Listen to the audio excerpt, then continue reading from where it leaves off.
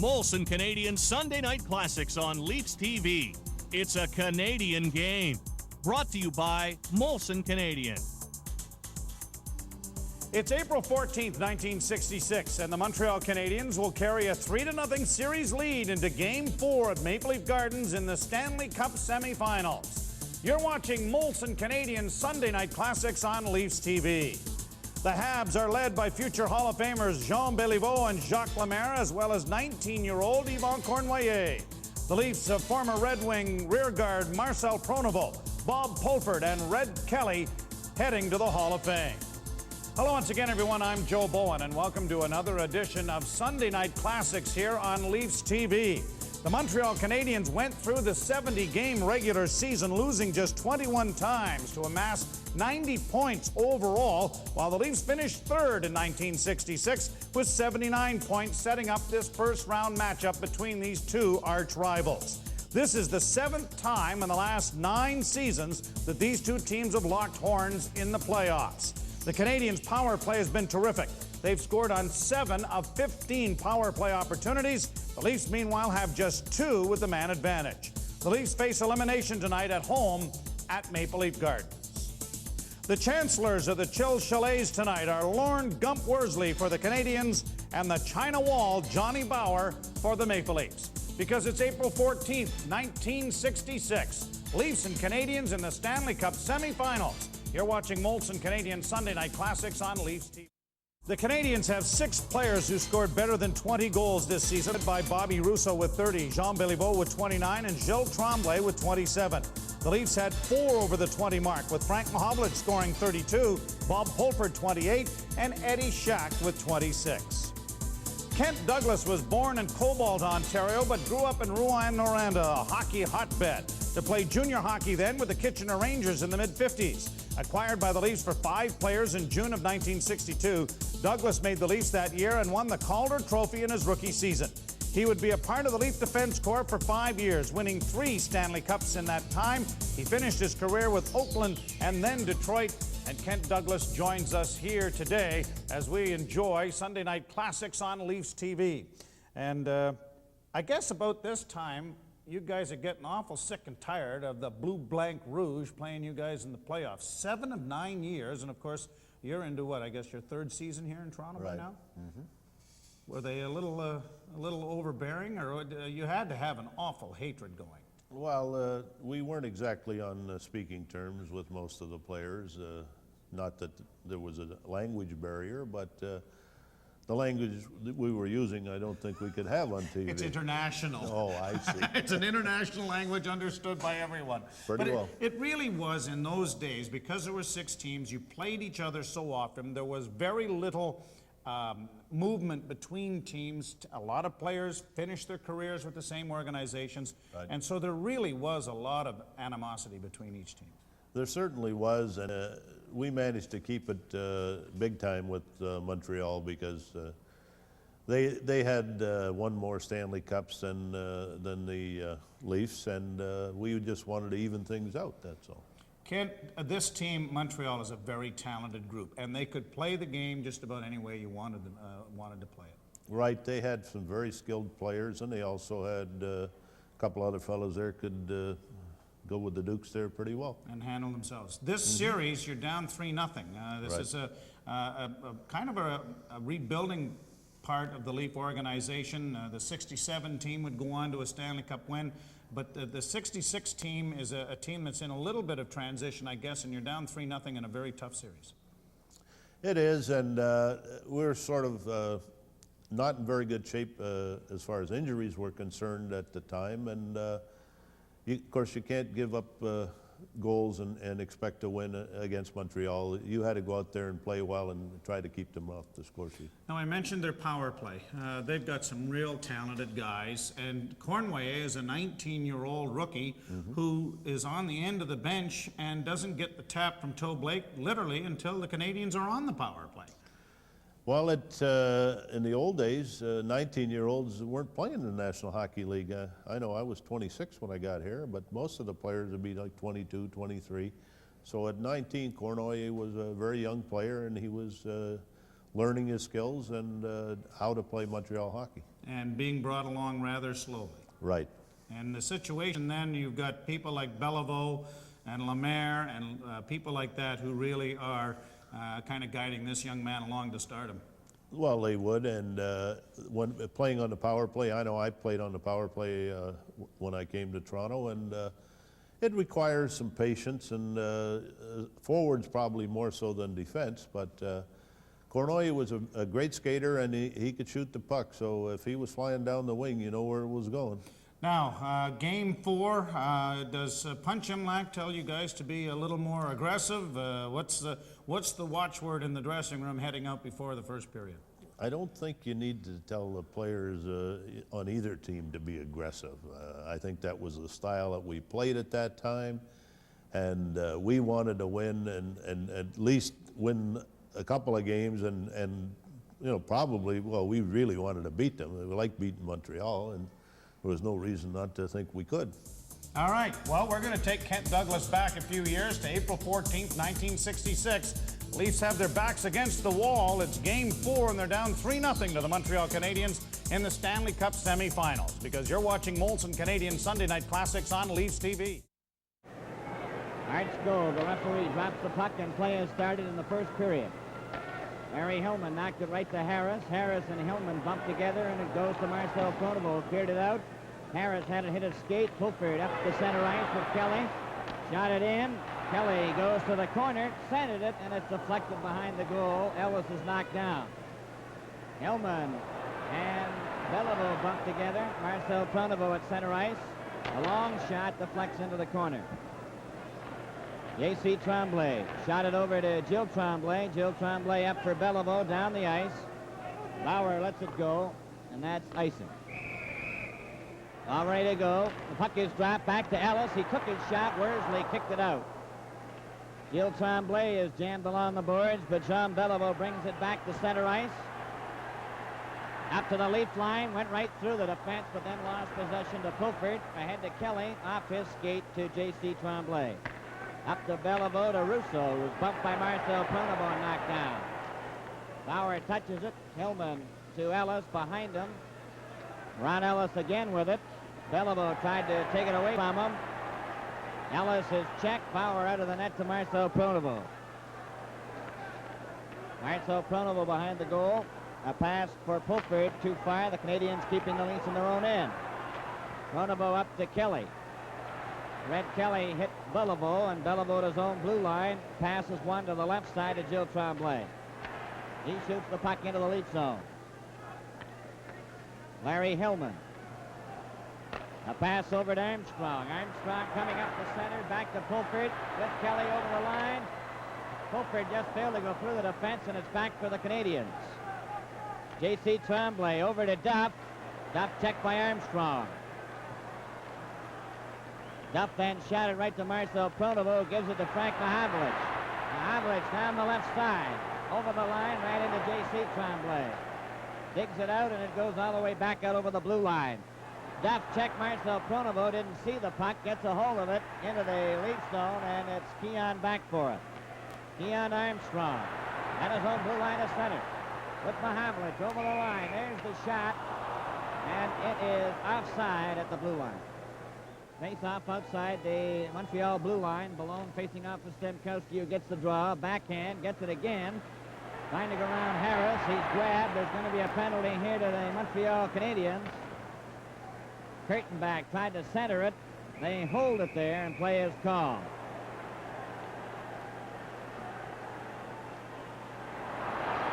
Now then, Ferguson gets into a mix-up.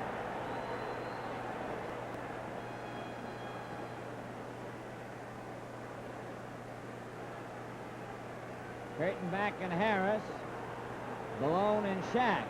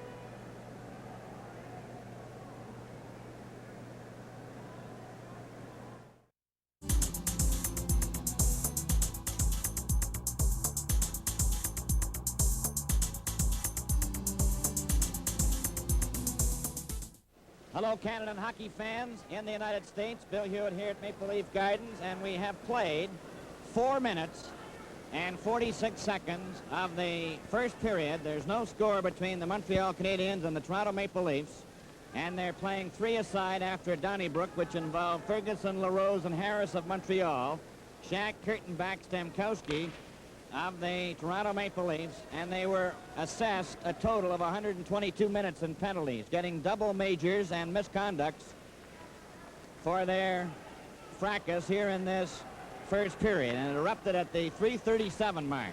And we've just resumed play as Beliveau comes to center, over the line, left it for Talbot. There's going to be another penalty here to the Maple Leafs. It's knocked by Keon, play is called, and it's a hooking penalty to Pronovo. And of course, with me here in the gondola, Brian McFarland. And Brian, I know you're searching through the record book. Well, I think it's going to take a while, Bill. I think you mentioned 122 minutes in penalties, add 2 to that. And we did see quite a wild scene here with just a few minutes gone in the first period. Here's the announcement. 2 minutes for holding. The time 5:14. Well, that looks like a convention center, that penalty box. 5:14 is the time, a holding penalty to Marcel Pronovo. Of course, there's no change in the number of players on the ice. They're playing 4 aside and will right up into the next period. Here they come down the ice for Maple Leafs with Hillmän over the blue line. Hillmän from the side, goes to the boards, passed it back for Keon off the skate. Bond moves up, Bond has it, coming from the side, back to Hillmän, there's his shot, he scored!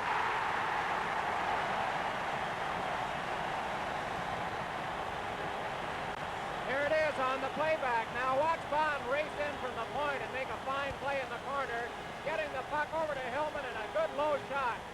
A beautiful low shot by Larry Hillmän catches the corner, and the Leafs jump in front 1-0. Larry Hillmän. The time of the goal will be likely 5:40. We'll wait for it officially. Bond was the one that cleared it out to him. The Havlicks now with Horton and Douglas, Pronovo, Harper, and Talbot. Number 21, Bond, and number 14, Keon. The time 5:40. 5:40, Hillmän from Bond and Keon. The puck is up at center ice. Harper clearing it over to Talbot. Talbot shot it over here for Harper. Harper goes over the blue line, trying to cut in, goes to the corner, covered there by Douglas. Kent Douglas in possession. Shot it across the goal mouth to Horton. Up for Mahavlich. At center, Harper takes him in on the boards. Mahavlich still has it in the corner, behind the net, still with it, centered it, and it goes right onto Harper's stick. Harper to Pronovo, up the center ice, up over the blue line, cutting in, there's his shot, and it's wide, and he's ridden off into the boards.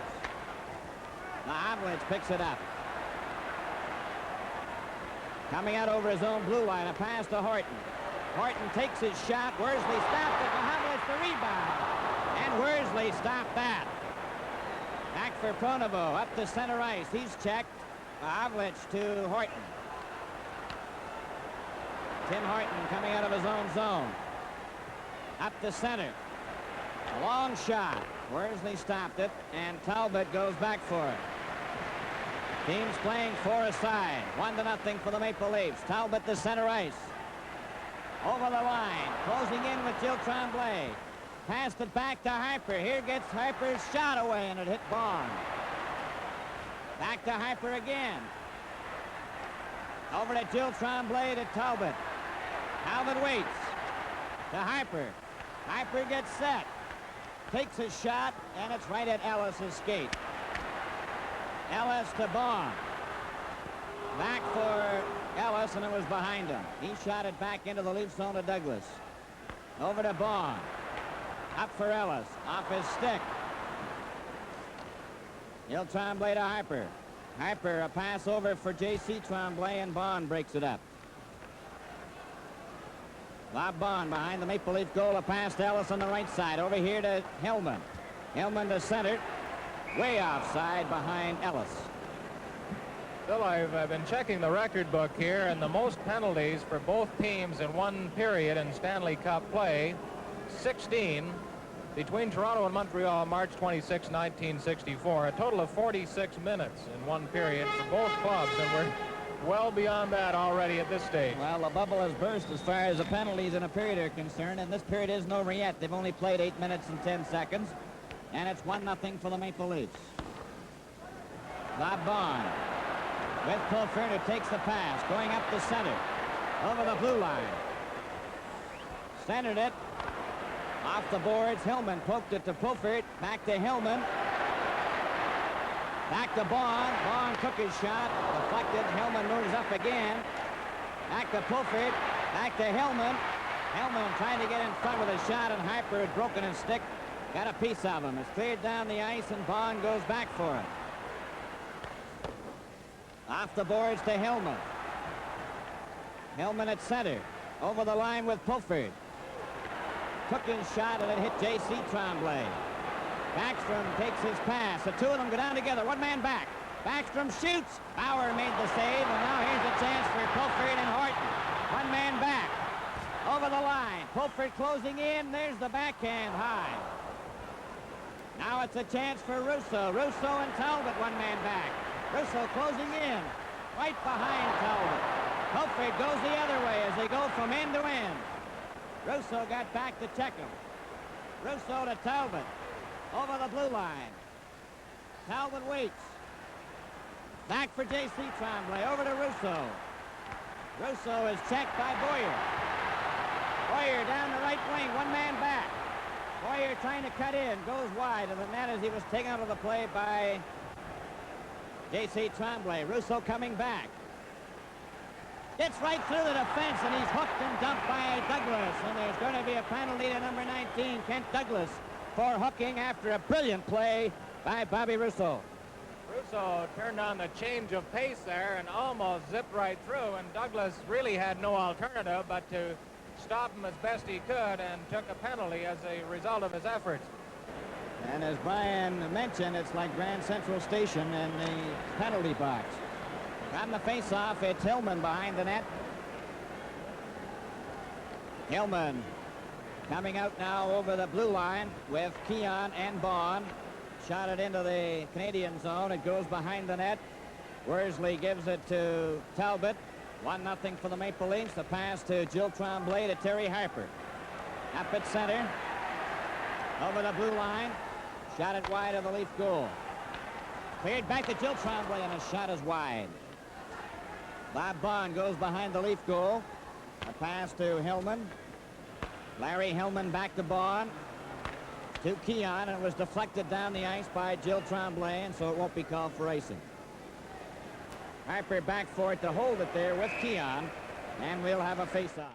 Nothing in favor of the Maple Leafs. Larry Hillmän has scored. Bob Bond and Dave Keon getting the assists. If you find the coverage being a little different, it is simply because in this day and age of covering the Stanley Cup playoffs, the game on TV did not begin to be aired until about 9 o'clock. So most of the first period was not on air. And so Bill Hewitt would do play-by-play for the goals, and then maybe they would utilize that during the intermission to show a highlight.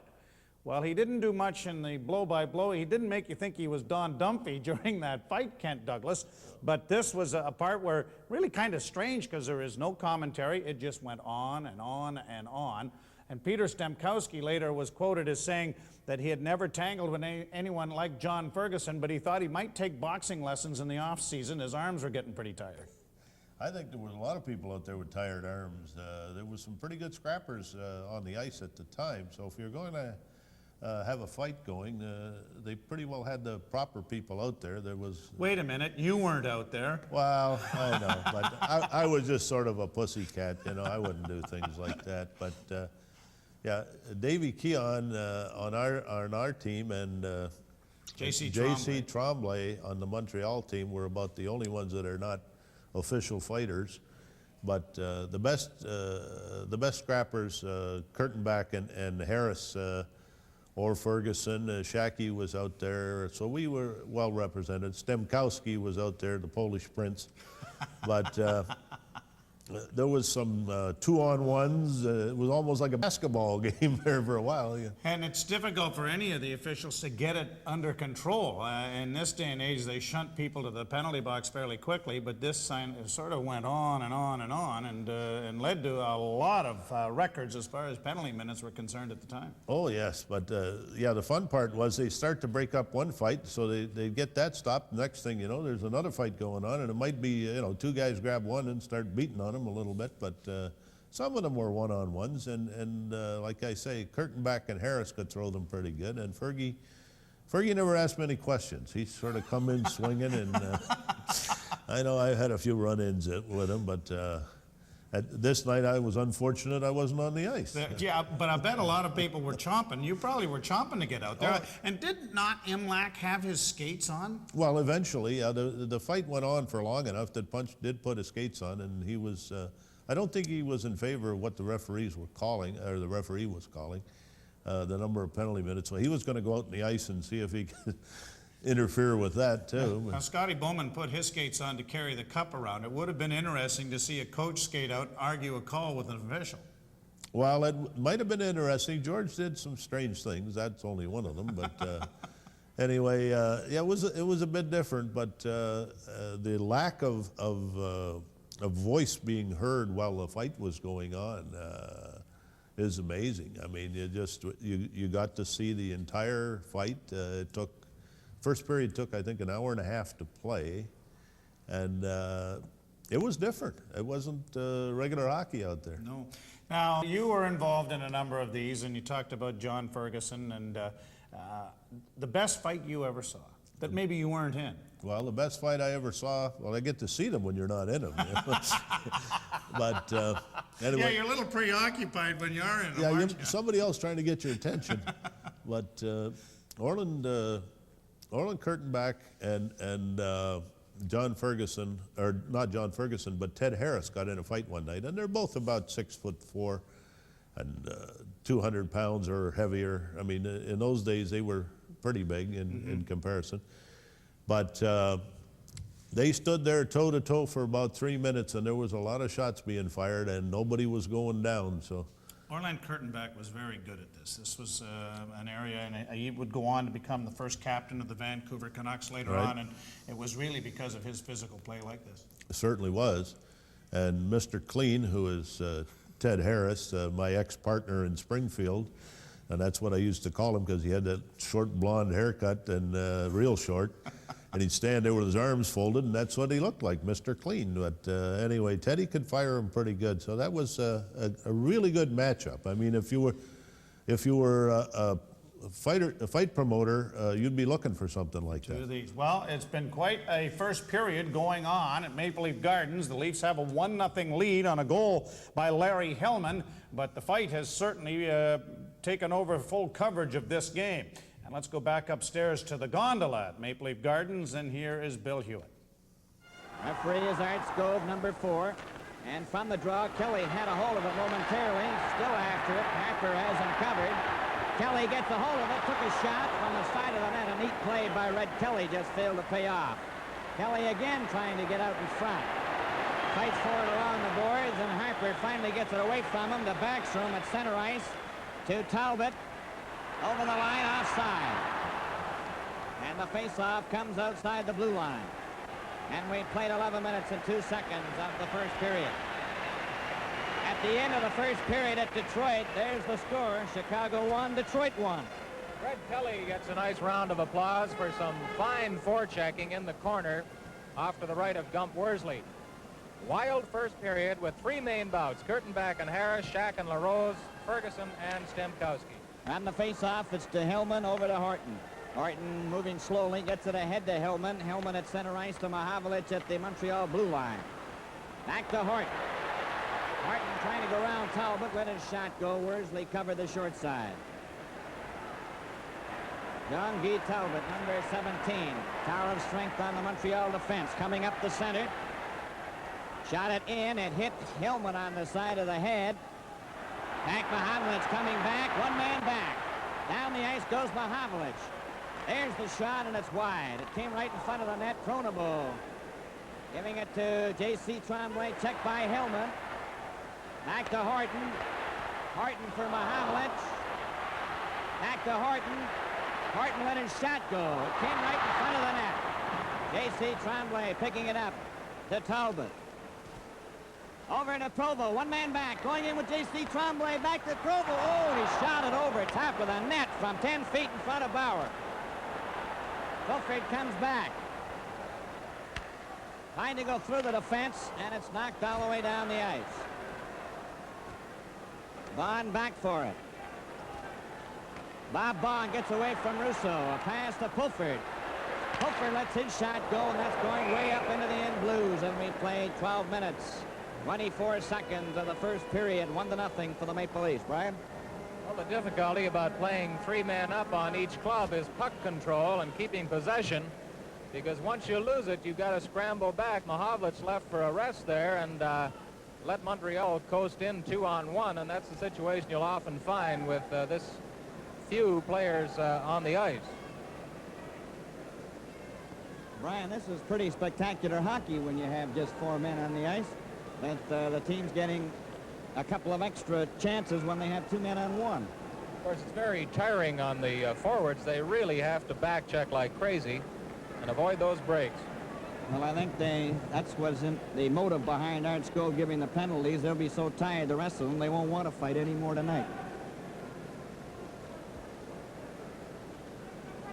I'd say in that Donnybrook that the peacemakers out there, J.C. Tremblay for Montreal and Larry Hillman for Toronto, they acted more as peacemakers than pugilists, let's put it that way, while everybody got into it at one point or another. Now set for the face-off in the Montreal zone. Russo gets the draw back to J.C. Tremblay. Over to Noel Price. Out for the first time in the game. Takes a long shot. That was wide. Russo moves up. Tried to come out in front, and Horton checked him and gives it to Pulford. Bob Pulford over to Bob Bond. At center ice. Over the blue line. Trying to go around Price. Stops. Price took him into the boards. J.C. Tremblay is there to pick it up. He passed it back for Russo, number 15. Bobby Russo.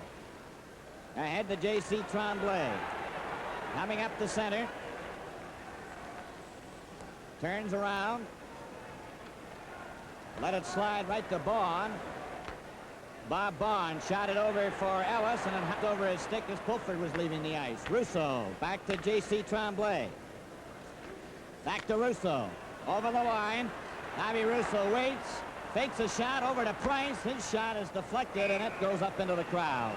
Cornwallis is out there now on the forward line, and he's out for the first time in the game, so the reserves are coming over the boards. It ends up behind the net. Bob Bond with it with Ellis and Hillman. Bond just got rid of it to center ice. J.C. Tremblay flipped one in and was wide of the net. Bauer to Bond. Hit the back of the net. Hillman cleared it into the corner. Ron Ellis there. Ellis over to Hillman. Going up with Hillman, who gives him back the puck over the blue line, trying to go through the defense. Price got a piece of him. J.C. Tremblay feeds Cornwallis now, who's at full flight. Missed a check from Bond. Hillman clears it to Bond. Bond back to Hillman. Larry Hillman bumped into Cornwallis, and Cornwallis nearly got loose. Bond had to go back to cover up. Bond shot it into the crowd off Cornwallis' stick, and we have a face-off in the outside the blue line as it went off the Montreal player's stick. The linesmen are Neil Armstrong, number 8, Brian Sopp, number 6. Harper over to Talbot. Back to Harper. He's dumped by Boyer. It goes into the Leaf zone for Talbot. Talbot shot it right onto Hillman's stick. Hillman going up with Horton, who has moved slowly. Hillman gets it over the line, goes in after it. Worsley flipped it off to the wing. Jill Tremblay to Talbot. Coming up the center. Pass for Jill Tremblay goes into the corner in the Leaf zone. Wally Boyer moves up. Gets it loose to Hillman. Jill Tremblay took it away from him. Talbot gets it over to Harper. Harper lets go with his shot, and Bauer stopped that. Jill Tremblay, watched by Boyer, holds it against the boards, and we'll have a face-off. Teams will continue to play for a side. It's Pulford, Horton, Bond facing Backstrom, number 6, Noel Price, 23, and J.C. Tremblay. And it goes down the ice as play is finally resumed. And going back for it is J.C. Tremblay. A back pass to Ralph Backstrom, who goes behind the net. Faltered for a moment, then starts streaking down this right side. Look at him go over the blue line. Tried to go around Bond. He did, but he fell as the puck got away from him. Backstrom ran into Bauer. There's going to be a penalty here to Montreal. Oh, Bond shot it across the goal mouth. Backstrom will get the gate. From the face-off, Hillman tried to poke it to Mahavlich. Terry Harper gets a hold of it, though, number 19 of the Canadiens. Over to Provo. Provo up at center. Gets it over the line. Harper's knocked down. Provo trying to get a shot away, and Hillman has it. Hillman with Mahavlich. Took the pass at center. Back to Hillman. Over the line. Offside.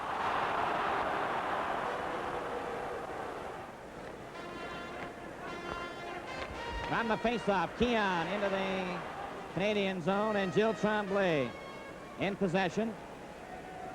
Gilles Tremblay, a pass over to J.C. Tremblay. No, the teams are still the same. Playing 4 aside. Armstrong was told to get off the ice as there are still 4 Leaf players in the penalty box. Now Keon gets a chance at center. Over to Hillman. Hillman stops, passed it right in front. It hit Keon. Keon was knocked down by Worsley.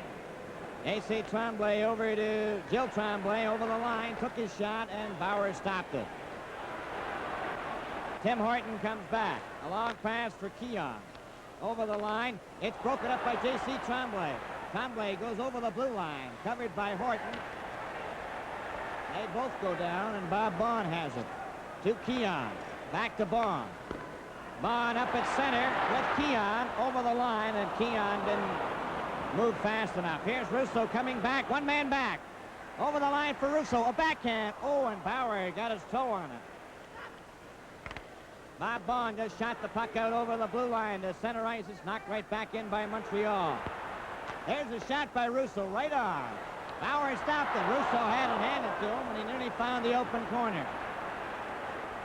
Dave Keon now with 2 minutes and 35 seconds remaining in the first period. Coming up the center. Takes a long shot. That's off the target.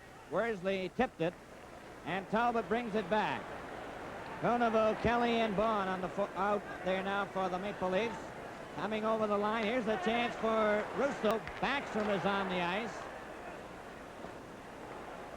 Douglas picks it up. Over to Marcel Pronovo, ahead to Kelly. Canadiens have an extra man on the ice. And Hillman comes over the boards. Also Pulford. And now they're evened up at 5 aside as Pulford came out. Here's a chance for Kelly, and Pulford. Kelly takes the shot. Worsley stopped that. Talbot covered by Pulford. Backstrom checked by Hillman. Larry Hillman in the corner. Centered it right in front of the net. Bobby Russo checked by Kelly. Pulford was standing in front of the net, but they couldn't get the puck over to him. And the Canadiens in possession now. Backstrom to Russo. At center, over the blue line. And he fell. Pulford coming back. At center.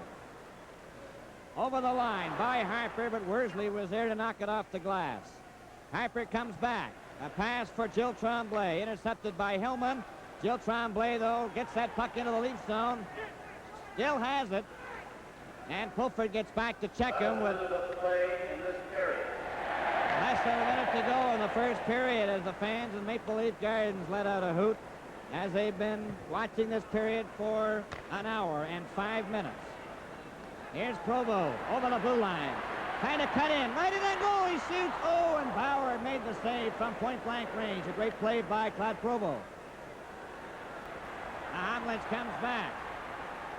To center. Over to Armstrong. Armstrong getting in front. There's the backhand, and he hit the side of the net. Armstrong tried to center it, and it's Provo coming back for Montreal up to Russo. Over the blue line. Russo grabbed by Marcel Pronovo. Centered it right in front of the net. Talbot Right out coming in from the side. There's the backhand. That hit Bauer on the shoulder, and that hurt. Mahavlich going down with 6 seconds. Getting right in, and he was checked at the last second. Back to Horton, and the bell goes. And the first period is over. Now let's go to the Detroit Olympia for a home report by Ron Andrews. Detroit has taken a 2-1 lead at 2:59 of the second period. Paul Henderson from Bert Marshall and Gary Bergman. This is Ron Andrews in Detroit. 29-36. Well, the two teams are leaving the ice after playing from the 3:37 mark at 4-a-side and finally reaching 5-a-side in the last couple of minutes.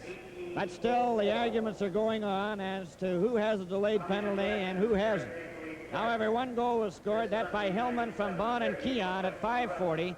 And so the score at the end of the first period, Toronto Maple Leafs 1, Montreal Canadiens 0.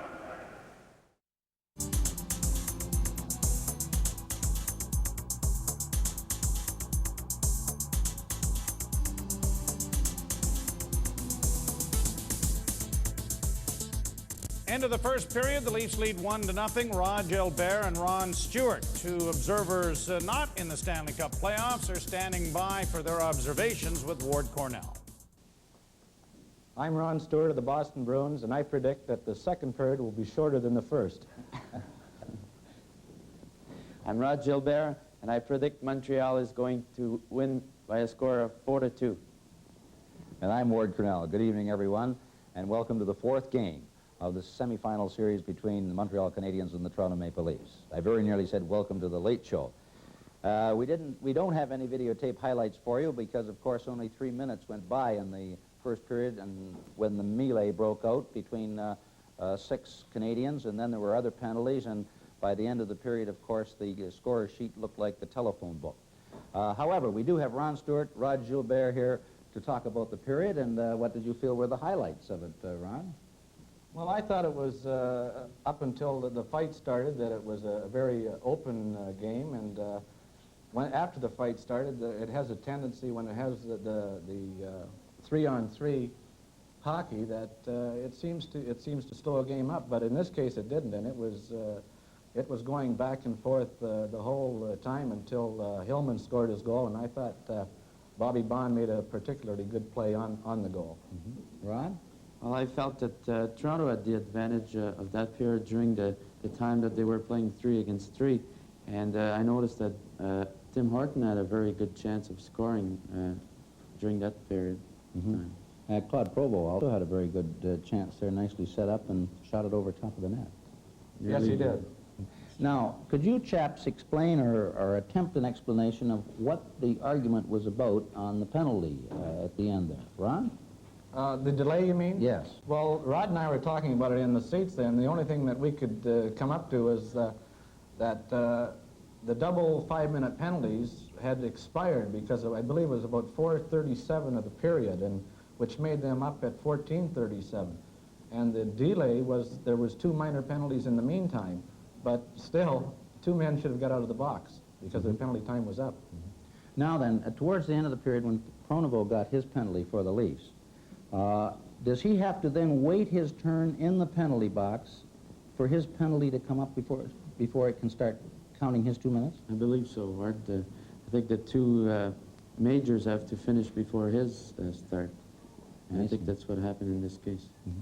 Now, these new timing clocks that they're thinking of, are they going to solve this problem now? This, I couldn't really say, Ward. I wouldn't want to guess on it. I think it should help a lot.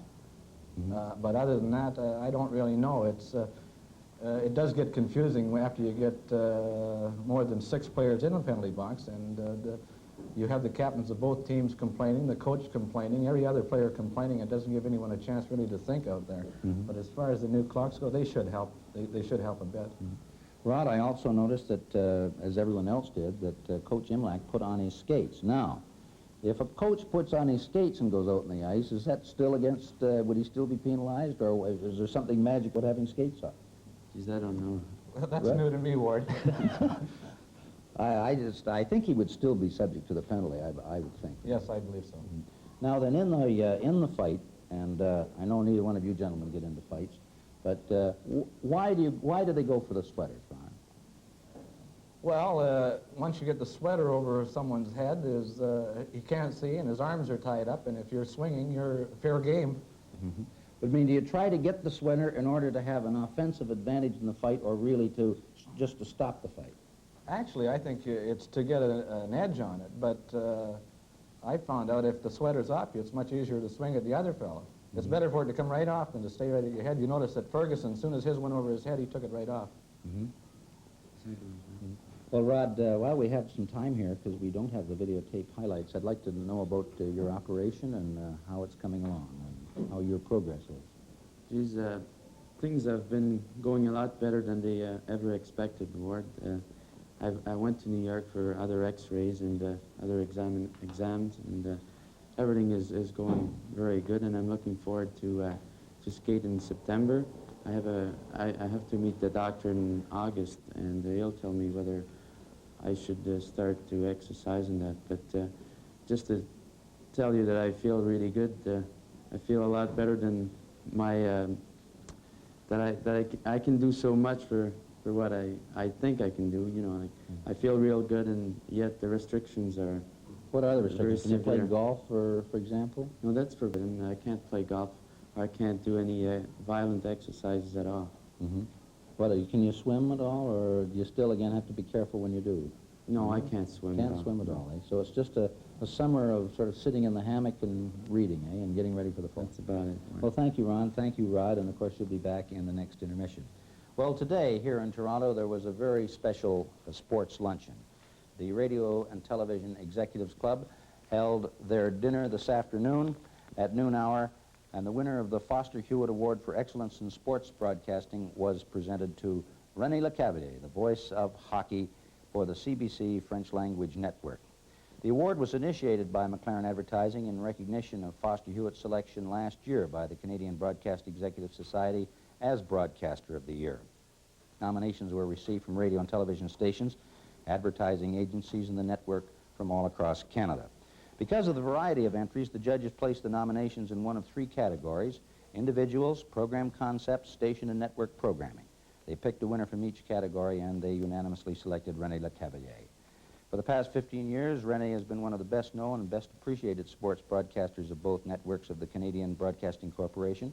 In addition to his excellent work on the French network, he's taken part in many bilingual sports broadcasts, such as the Canadian Open golf tournaments, Summer and Winter Olympics, Rome, Tokyo, and Innsbruck, national and provincial track and field and swimming meets, and, of course, the Queen's Plate.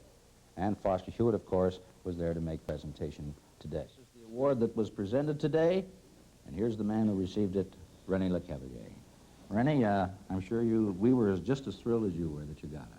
I'm very thrilled. As you know, Ward, this trophy bears the name of a very famous man, a man for whom I have the greatest respect and admiration. And to be the first one to receive it makes me extremely thrilled and pleased and honored. And, well, we were all very happy for you. René, how did you get in? Were you interested in sports as a youngster yourself? Oh, yes, Ward. I was always interested in sports, and hockey especially. I went as far as the junior Canadiens, and then I began to realize that my ambitions and hopes far exceeded my talent and ability. I had just started with the CBC in 1938 as an office employee. A little later, I was fortunate enough to branch into broadcasting. This was the early war years, and we were understaffed, and without any preparation at all, I just happened to be there and step in at the right time. And then, a few years later, I was hired by the United Nations Radio in Algiers. I worked there for almost 2 years. When I came back, I happened to fall into the golden age of radio, more or less, that you perhaps remember. I was doing many musical programs of importance, and news, and quite a few soap operas also. Mm-hmm. And then when TV came, I, again, was at the right place. We auditioned at the right time, yes, and ever since then, it's been going rather well. We had the pleasure of meeting in many places and doing... Yes, indeed we did. In the Olympics, first of all, I believe in Rome. In Rome. Now tell me, of all the sports events that you've covered, René, what's the top thrill for you? Is it hockey, or is it one of the international events, or what? Well, as you know, for a broadcaster, I've been extremely fortunate. I've known people who have not been associated with winning teams, and it always seems that you're a much better broadcaster when you go along with a good team. I think that's probably one of the secrets of success for any broadcaster. So I think that since the last 14 years, we, with this Montreal team, managed to go into the finals at least 10 or 11 times, which is a fantastic record. So I must say that the greatest thrills I've had were in broadcasting hockey. Of course, when you've witnessed one Olympic, then it's something that you never forget, and you want to have more. There have been extremely important and interesting things to do. I'm very fortunate. Rennie, of course, you're a wonderful broadcaster in both English and French. Now, when you're broadcasting in English, in an actuality situation, do you think in English or do you think in French? Well, I don't know how I think, but it seems that my tongue is not always going in the same direction. It's the style and it's the rhythm that changes. Yes. That's the reason why I have to talk slower, you see. Well, it's magnificent, and believe me, Rennie, everyone in Hockey Night in Canada was most happy that you were the first winner of this award. Again, our congratulations. Thank you very much. I'm deeply thrilled, and I want to thank you. I appreciate it immensely. In just a moment, we'll return to Bill Hewitt, Brian McFarland, and a play-by-play of the second period. It's April 14th, 1966. Leafs and Canadiens, Stanley Cup semifinals. You're watching Molson Canadian Sunday Night Classics on Leafs TV. Back here with Kent Douglas. First period, the Leafs leading 1-0 over the Montreal Canadiens in Game 4 of the Stanley Cup semifinals, but trailing 3-0 going into this game. And there's always some people on opposing teams that, as you sit in the dressing room, maybe you say, boy, I'd like to get that little SOB because he has just been a major league pain in the butt since I've gotten into this league. And probably Claude LaRose is one of them, isn't it? Definitely, he's one, and Terry Harper's another one on the Montreal team that get under your skin. And how did they do it? Well, they verbally sometimes, or they'll, when there's a face-off being taken, they'll jab you with the end of the stick or whatever. It's just stuff to stir up the troops. That's pretty well what it is. Now, if we were in the Montreal dressing room, and we were talking to one of the Canadians, who do you think would have been listed under those categories in the opposing Leaf dressing room? Would the name Kent Douglas come up? Probably, yeah. I was always a meek, mild person, but yeah, maybe Bobby Pulford, Shacky disturbed things here and there. We had a few guys that could instigate fights. And it was also a situation, too, where these guys were talented. I mean, Claude LaRose was a pretty good hockey player. Oh, definitely. There was a lot of talent in those days. There was only 6 teams in the league, so you had things pretty good as far as watching hockey games, because you had the best of the best, and there were fewer teams to play on. So LaRose had 15 goals in this season, and when you're talking about a Montreal Canadiens team that had all of those 20 goal scorers, he was knocking on the door. He was getting close, yeah, a little too close, but anyhow. Jimmy Roberts, I wanted to ask you about him because he's had such a long career in the National Hockey League as a player and as an assistant coach. Really, I guess if you think about Bob Gainey a little bit as far as a great defensive player, Jimmy Roberts was a great defensive forward in his day. He certainly was, and he and Gainey were probably as good a defensive forward as anybody that's ever played in the NHL. He could take you out of the play. He wasn't the fastest skater, but he'd get in front of you, sort of block you off, and if he had his man on the outside, the defenseman never had to worry about the puck going through there because you weren't going to get away from him. The 1-0 lead has to feel good as you come back into the dressing room after all of the shenanigans in the first period. What's the dressing room like? Well, everybody's pretty quiet. I don't think that, yapping about what happened on the ice was going to do any good. We needed to win the game and try to keep our minds on playing hockey rather than on the penalties. All right, well, it is 1-0 in favor of the Maple Leafs after a period in Game 4. You're watching Molson Canadian Sunday Night Classics on Leafs TV. Well, the teams are on the ice now for the second period. Teams are playing 5-a-side, and it goes back to Marcel Pronovo over to Hillmän. Hillmän, a pass for Pulford, going in with Kelly, one man back, and Pulford overskated the puck. Ralph Backstrom comes back, takes a long shot. Bauer missed it, but it was off the target. Kelly hit by Backstrom. Hillmän Ahead to Pulford. Pulford up at center. Over the line, but left the puck outside. Red Kelly to Bob Pulford, went by him to Roberts. Roberts hit by Marcel Pronovo and knocked down. Kelly feeds Pulford at center. Checked by Noel Price, number 23 of Montreal. Back behind the net. To Backstrom, back to Price. Price pulls away from Pulford. Up the center, 3 of them up. Over the line for Price. Back to Backstrom. Checked by Marcel Pronovo, who gets it ahead to Pulford. Pulford turns, gets away from Backstrom this time with Hillman over the line. Hillman goes after it. He's checked by J.C. Tremblay. Tremblay goes behind the Canadian goal. Now he starts out. Up the center. Takes a long shot that bounced right to Bauer. Red Kelly back for it with Ron Ellis. Kelly coming to center. Takes a long shot high off the glass. Ron Ellis goes in after it. Knocked it behind the net into the corner. Bobby Russo for Jean Beliveau. He missed it. Wally Boyer for Ron Ellis. Shot it in behind the Canadian goal. J.C. Tremblay ahead to Beliveau. Beliveau coming to center. With Russo over the line. Bobby Russo closing in, passed it back, and there was nobody there. Wally Boyer goes down the ice. Back to Horton. Horton tried to pass it in front for Ellis. The puck is loose. Talbot covered by Ellis. Boyer goes down underneath him.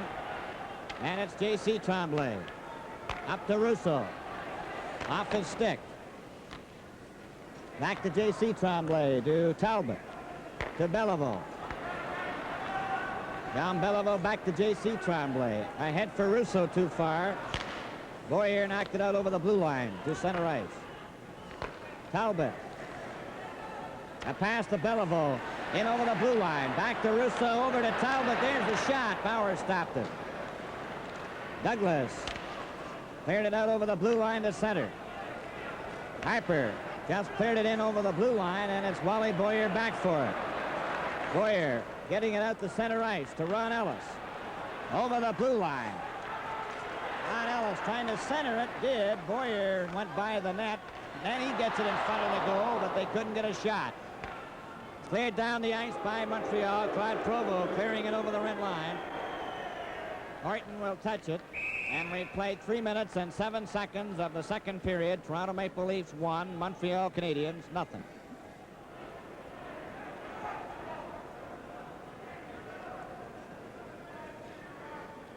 Neil Armstrong is telling the referee when the player can come over. Now then, Cornwallis will come over because he'll get out on a delay too.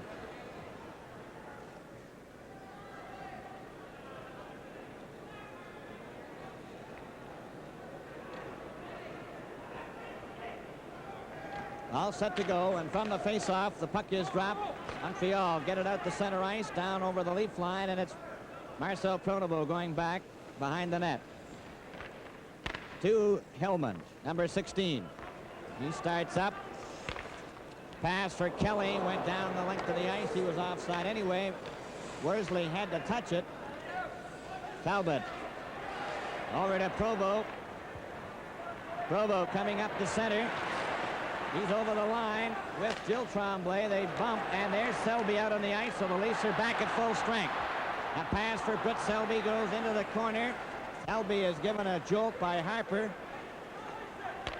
Provo shot it down the ice as Montreal are shorthanded. And that is the difference in the 2-minute penalty to Harris, which he picked up in addition to his 2 majors. Douglas to Mahavlich. Up to Keon with Armstrong. They're closing in. Back to Hillman. Over for Douglas, and he knocked it into the corner.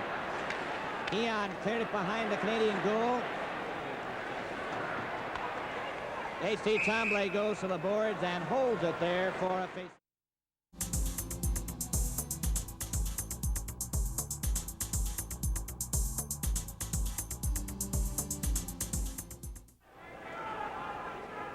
Jill Tremblay with J.C. Tremblay, Harper, and Roberts. Hillman let a shot go. That hit Jill Tremblay. Cleared by Douglas, knocked down by Harper. Mahavlich gets a hold of it. Back to Douglas. There's his shot. Knocked down by Harper, and Harper shoots it out to Roberts. Gets away from Douglas. Going down with Jill Tremblay, who takes the pass. There's the shot. Bauer made the save. It's up high. Douglas knocked it down. Jill Tremblay nearly got it a direct drive. Here's the shot by Harper. Knocked off to the wing. Roberts falls. Dave Keon. Around to Mahavlich. Stopped by Harper, who handed it to Armstrong. And he couldn't get it to Mahavlich. The puck goes loose. Picked up by J.C. Tremblay. Right on the Keon stick. Keon trying to cut in front. Centered it right across the goal mouth. Roberts shoots it out to center ice. He was hit. Cornwallis stole it from Armstrong, getting into the clear. He tried to center it back, and Keon brings it up. The teams are at full strength. Mahavlich turns. A pass to Armstrong. Shot it back for Mahavlich. Harper goes back to cover up. Harper bringing it out.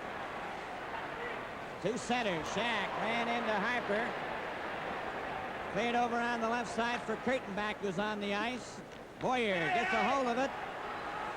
Back to Marcel Pronovo. That shot hit a leg, and here's a chance. A long pass for Russo. He's got a breakaway. Right in on goal, he shoots. Oh, and he missed the net. From point-blank range. Bobby Russo missed the open net. Back for Boyer. Shot it into the Montreal zone. Kurtenbach after it. Eddie Shack gets a hold of it. Shot it for Boyer. To Kurtenbach. To Boyer, and he just failed to get a shot. Kurtenbach trying to get in front. Tipped into the boards. Wally Boyer. To Orland Kurtenbach. To Eddie Shack behind the net. Shack centered it right in front. Shot off to the wing. Eddie Shack again with it. Right in front to Boyer. A shot. Kurtenbach tried to get the rebound. Goes to the board, and they hold it for a face-off. Boyer, Shack, and Kurtenbach facing Boulogne with LaRose and Roberts. There's a shot by Boyer right on. Eddie Shack picks it up in the corner. Back for Boyer, intercepted by Roberts. To Boulogne, stopped by Shack. Harris intercepts. Rolled it out to center. Douglas handed it right to Roberts. Shack went down. It's cleared to an open wing. Harris takes his shot right on, and Bauer kicked it out. Another shot. Bounced right back to Bauer, and somehow he got a hold of it. And they've got the sticks up again. Bauer was jumping around like a jack-in-the-box, trying to get a hold of that loose puck as it was bounding around off the left goalpost area. And somehow he managed to push it out. Boulogne, LaRose, and Roberts, J.C. Tremblay, and Harris all playing up. Goes to Douglas, giving it to Horton. Horton to Shack, up for Boyer. Broken up by LaRose. LaRose is checked by Orland Kurtenbach. Kurtenbach and Boyer, they shoot it in. That bounces right to Worsley. J.C. Tremblay the rebound. Coming out, he's checked. LaRose, right on the Kurtenbach stick. He shot it right back in again, right on the net. It goes along the boards. Eddie Shack, turning at center. Shot it right back along the boards, was hit by Harris. Play is called on the offside. From the face-off, Hillmän shot the puck back into the Canadian zone. Talbot back for it. A pass over for Duff. Duff bringing it out over the blue line. A long pass for Backstrom and hit the linesman. Marcel Pronovo picks it up in his own zone. He's given a shout. Play is called as Pronovo and Backstrom bump together. It hit the linesman's skate, so they call it back for icing.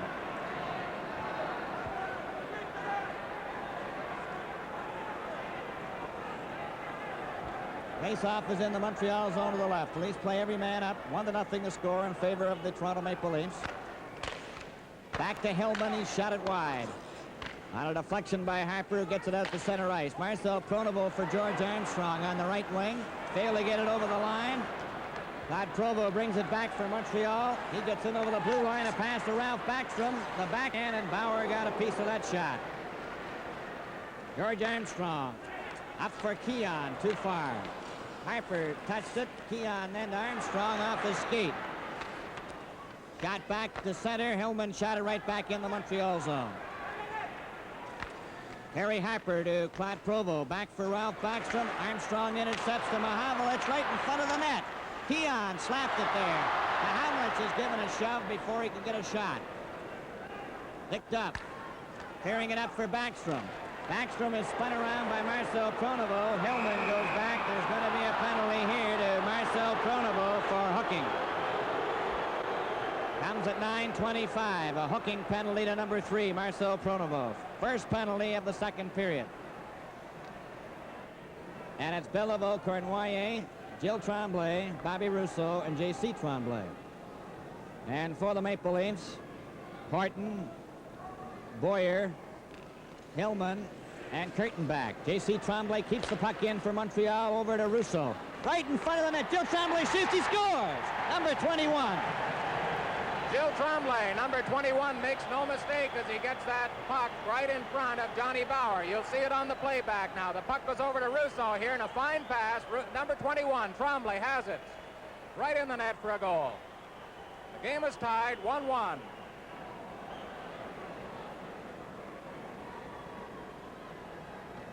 Gilles Tremblay from J.C. Tremblay and Bobby Rousseau. A three-way, at least two-way passing play, and then right back out in front. Gilles Tremblay made no mistake from point-blank range. Montreal goal scored by number 21, Gilles Tremblay. Assist, number 15, Rousseau, and number 3, J.C. Tremblay. Here's Montreal coming in again. Rousseau shoots, and Bauer stopped it. 9:32 was the time of that goal by Gilles Tremblay from J.C. Tremblay and Rousseau. So that was a costly penalty to Marcel Pronovo because the Canadiens connected just 5 seconds after Pronovo, or 7 seconds rather, after Pronovo went to the penalty box. Score is tied 1-1. Marcel Pronovo to Larry Hillmän.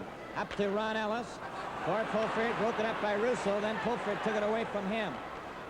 For Larry Hillmän. Hillmän shoots it along the boards. Ellis let it go the length of the ice, and it goes over the red line. J.C. Tremblay touches it, and that's icing, and we have now reached the 10-minute mark of the second period. Score is tied 1-1. Montreal 1, Toronto Maple Leafs 1. Face-off is in the Maple Leaf zone to the right of Johnny Bauer.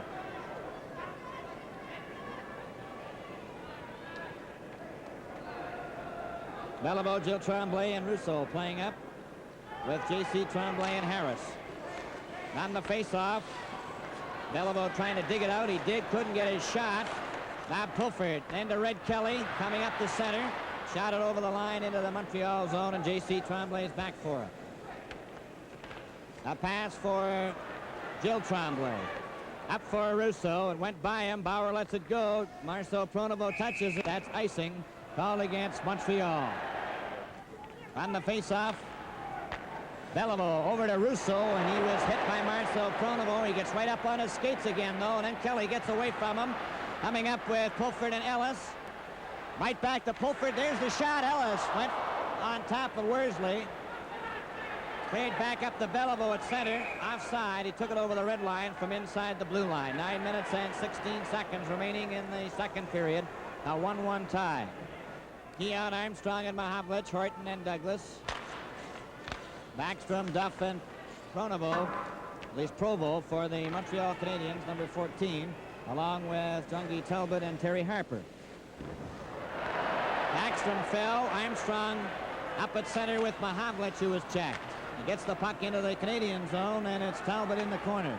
Clearing it around to Provo. Provo cleared it high to center ice. Backstrom races after it.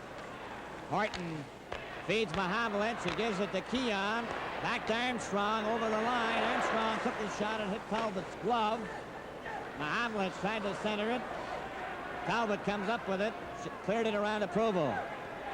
Provo is great by Mahavlich. There's going to be a penalty here to the Maple Leafs.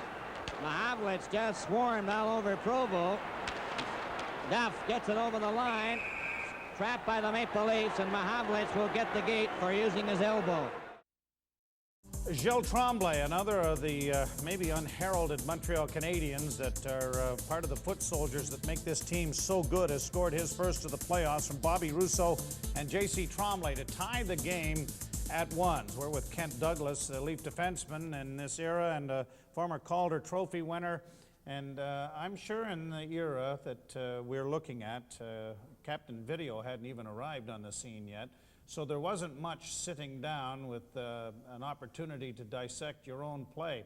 Now, we've given a lot of the alumni members, really some of them, their first look at themselves playing. And as Kent Douglas looks at these games and sees Kent Douglas wheeling away out there on the ice, what are your thoughts? I thought I skated faster than that, but... You know what? I don't think anybody I've ever talked to didn't say that. Well, I kind of look like I'm lethargical out there, but I guess I was trying harder than I thought. I don't know. It is kind of interesting, isn't it? Because Yes. Nowadays, of course, everybody has a shot of their kids playing or something like that, but back then it wasn't there. It's fun to watch yourself. It certainly is different. I mean, you watch the game and you see things that happen, and some you can recall, and others you don't want to recall. There's a goal that, being scored later in this game that I don't want to even remember at all. All right. Well, we'll get to that, I'm sure. Oh, but yes. at this particular point, we're tied at a goal. The Leafs and the Canadiens in Game 4. And let's go back upstairs to Bill Hewitt. Well, the Big M has not played the best hockey of his career in the semifinal series with Montreal. You'll recall he had an injury with 2 games to go in the season and passed those games up. And considering that the Leafs kept Stanley's injury a secret. 2 minutes for elbowing. The time 11:38. 11:38, the time of the penalty. Considering that the Leafs were able to keep Alan Stanley's cartilage injury a secret, it could be that Mahavlich is more troubled with that knee injury than we've been able to discover. Montreal Canadiens with a man advantage, playing 6 men to 5, and the score tied 1-1. Beliveau facing off with Pulford to Duff, shot it over to the right side. Rousseau flicked it through. Cornwallis went after it. Creightonback fails to get it out the first time. Still can't get it out.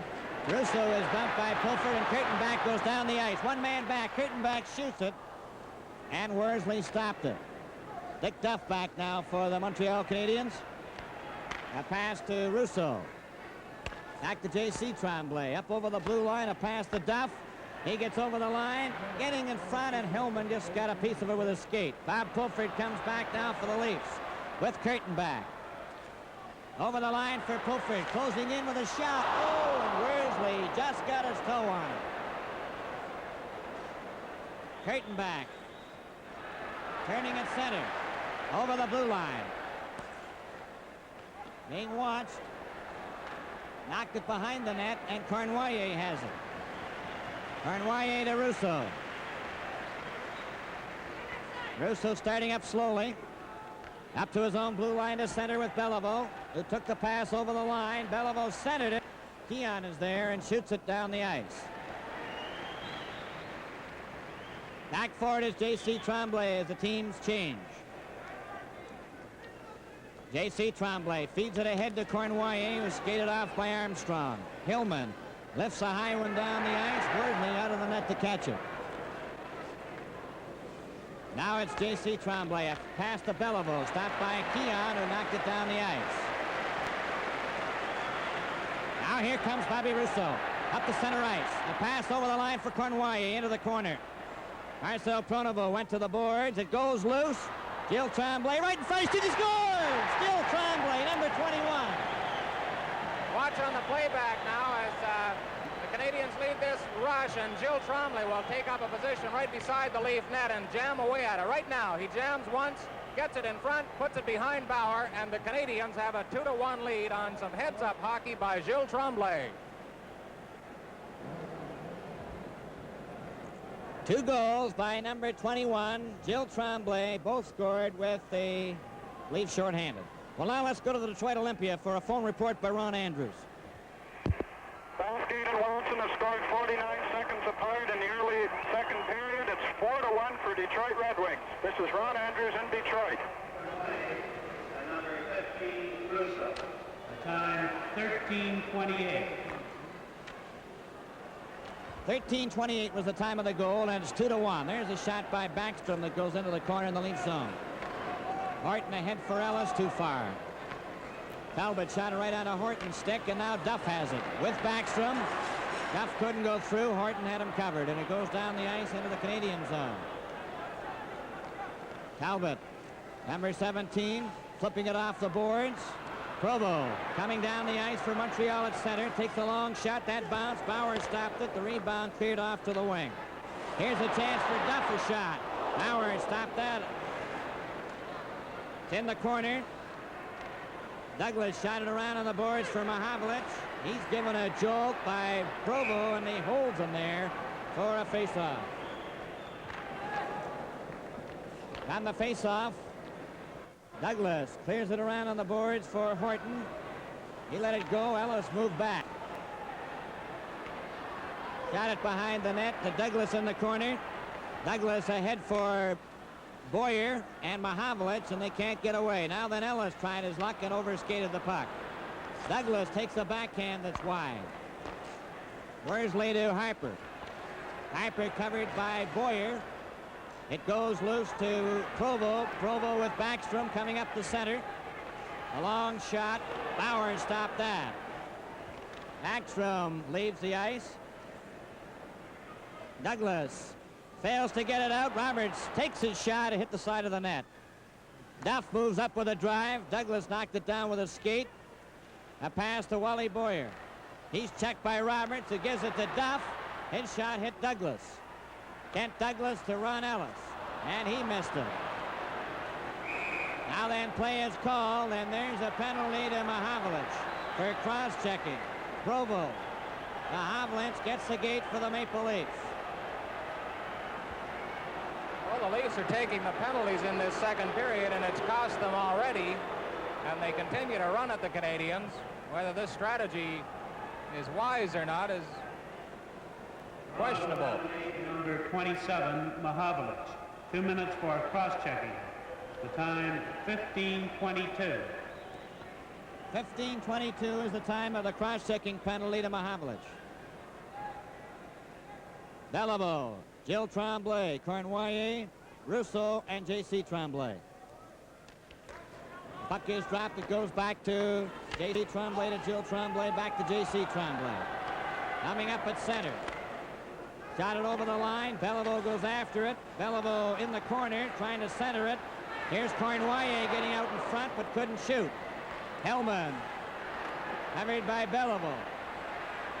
It's against the boards. Play is called, and we'll have a face-off. 4 minutes and 15 seconds remaining in the second period. 2-1 for Montreal. And this hand is reserved for John Ferguson, the last player engaged in that first period brawl to get out of the penalty box. Mahavlich is still in there, of course, with the second penalty he picked up in a row. All set for the face-off outside the blue line. Goes back to Gilles Tremblay from Rousseau to J.C. Tremblay. At center, a flip shot. Bauer made the save. It goes to the boards. Gilles Tremblay for Beliveau. He's shoved by Hillmän. They hold it for a face-off. That's in the Maple Leaf zone to the right. 3 minutes and 59 seconds remaining in the second period.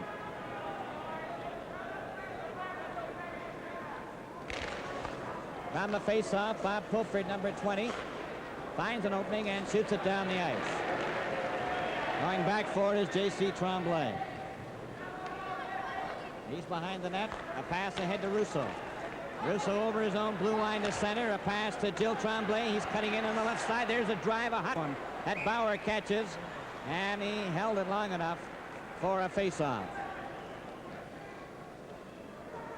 Now Montreal make a change with Duff coming out. Gilles Tremblay certainly wound up tonight. He's been driving in from the wing. He's collected 2 goals, and he had a good hard shot that Johnny Bauer was able to smother moments ago. All set for the face-off in the Maple Leaf zone. It comes back to J.C. Tremblay. His shot right on Marcel Pronovo, who fell to the ice, and there was no further play.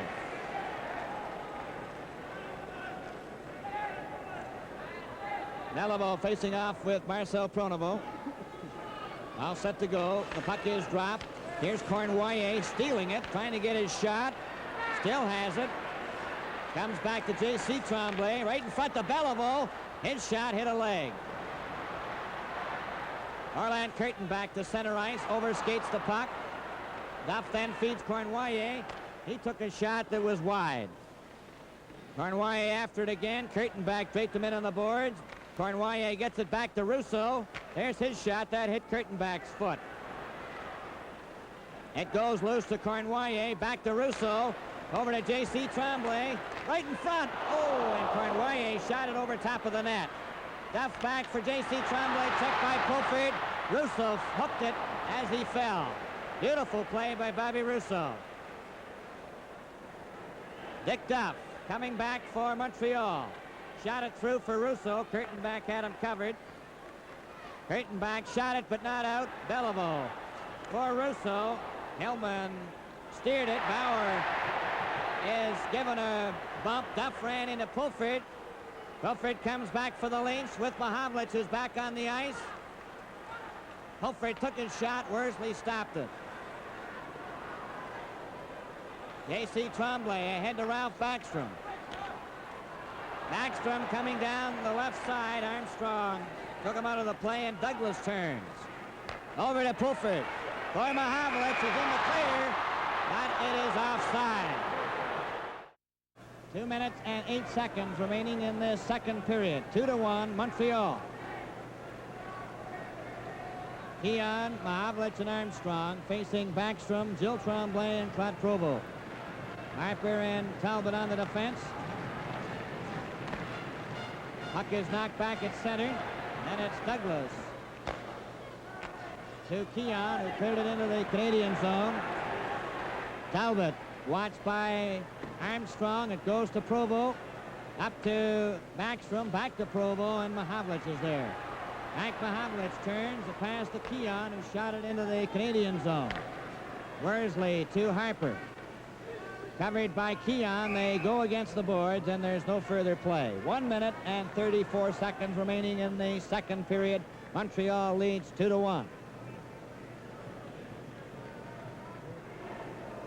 Peter Stemkowski is back at center ice after serving his penalties and has not seen action since the 3:37 mark of the first period. Harper around to Roberts. Up for Backstrom and Duff. That is offside.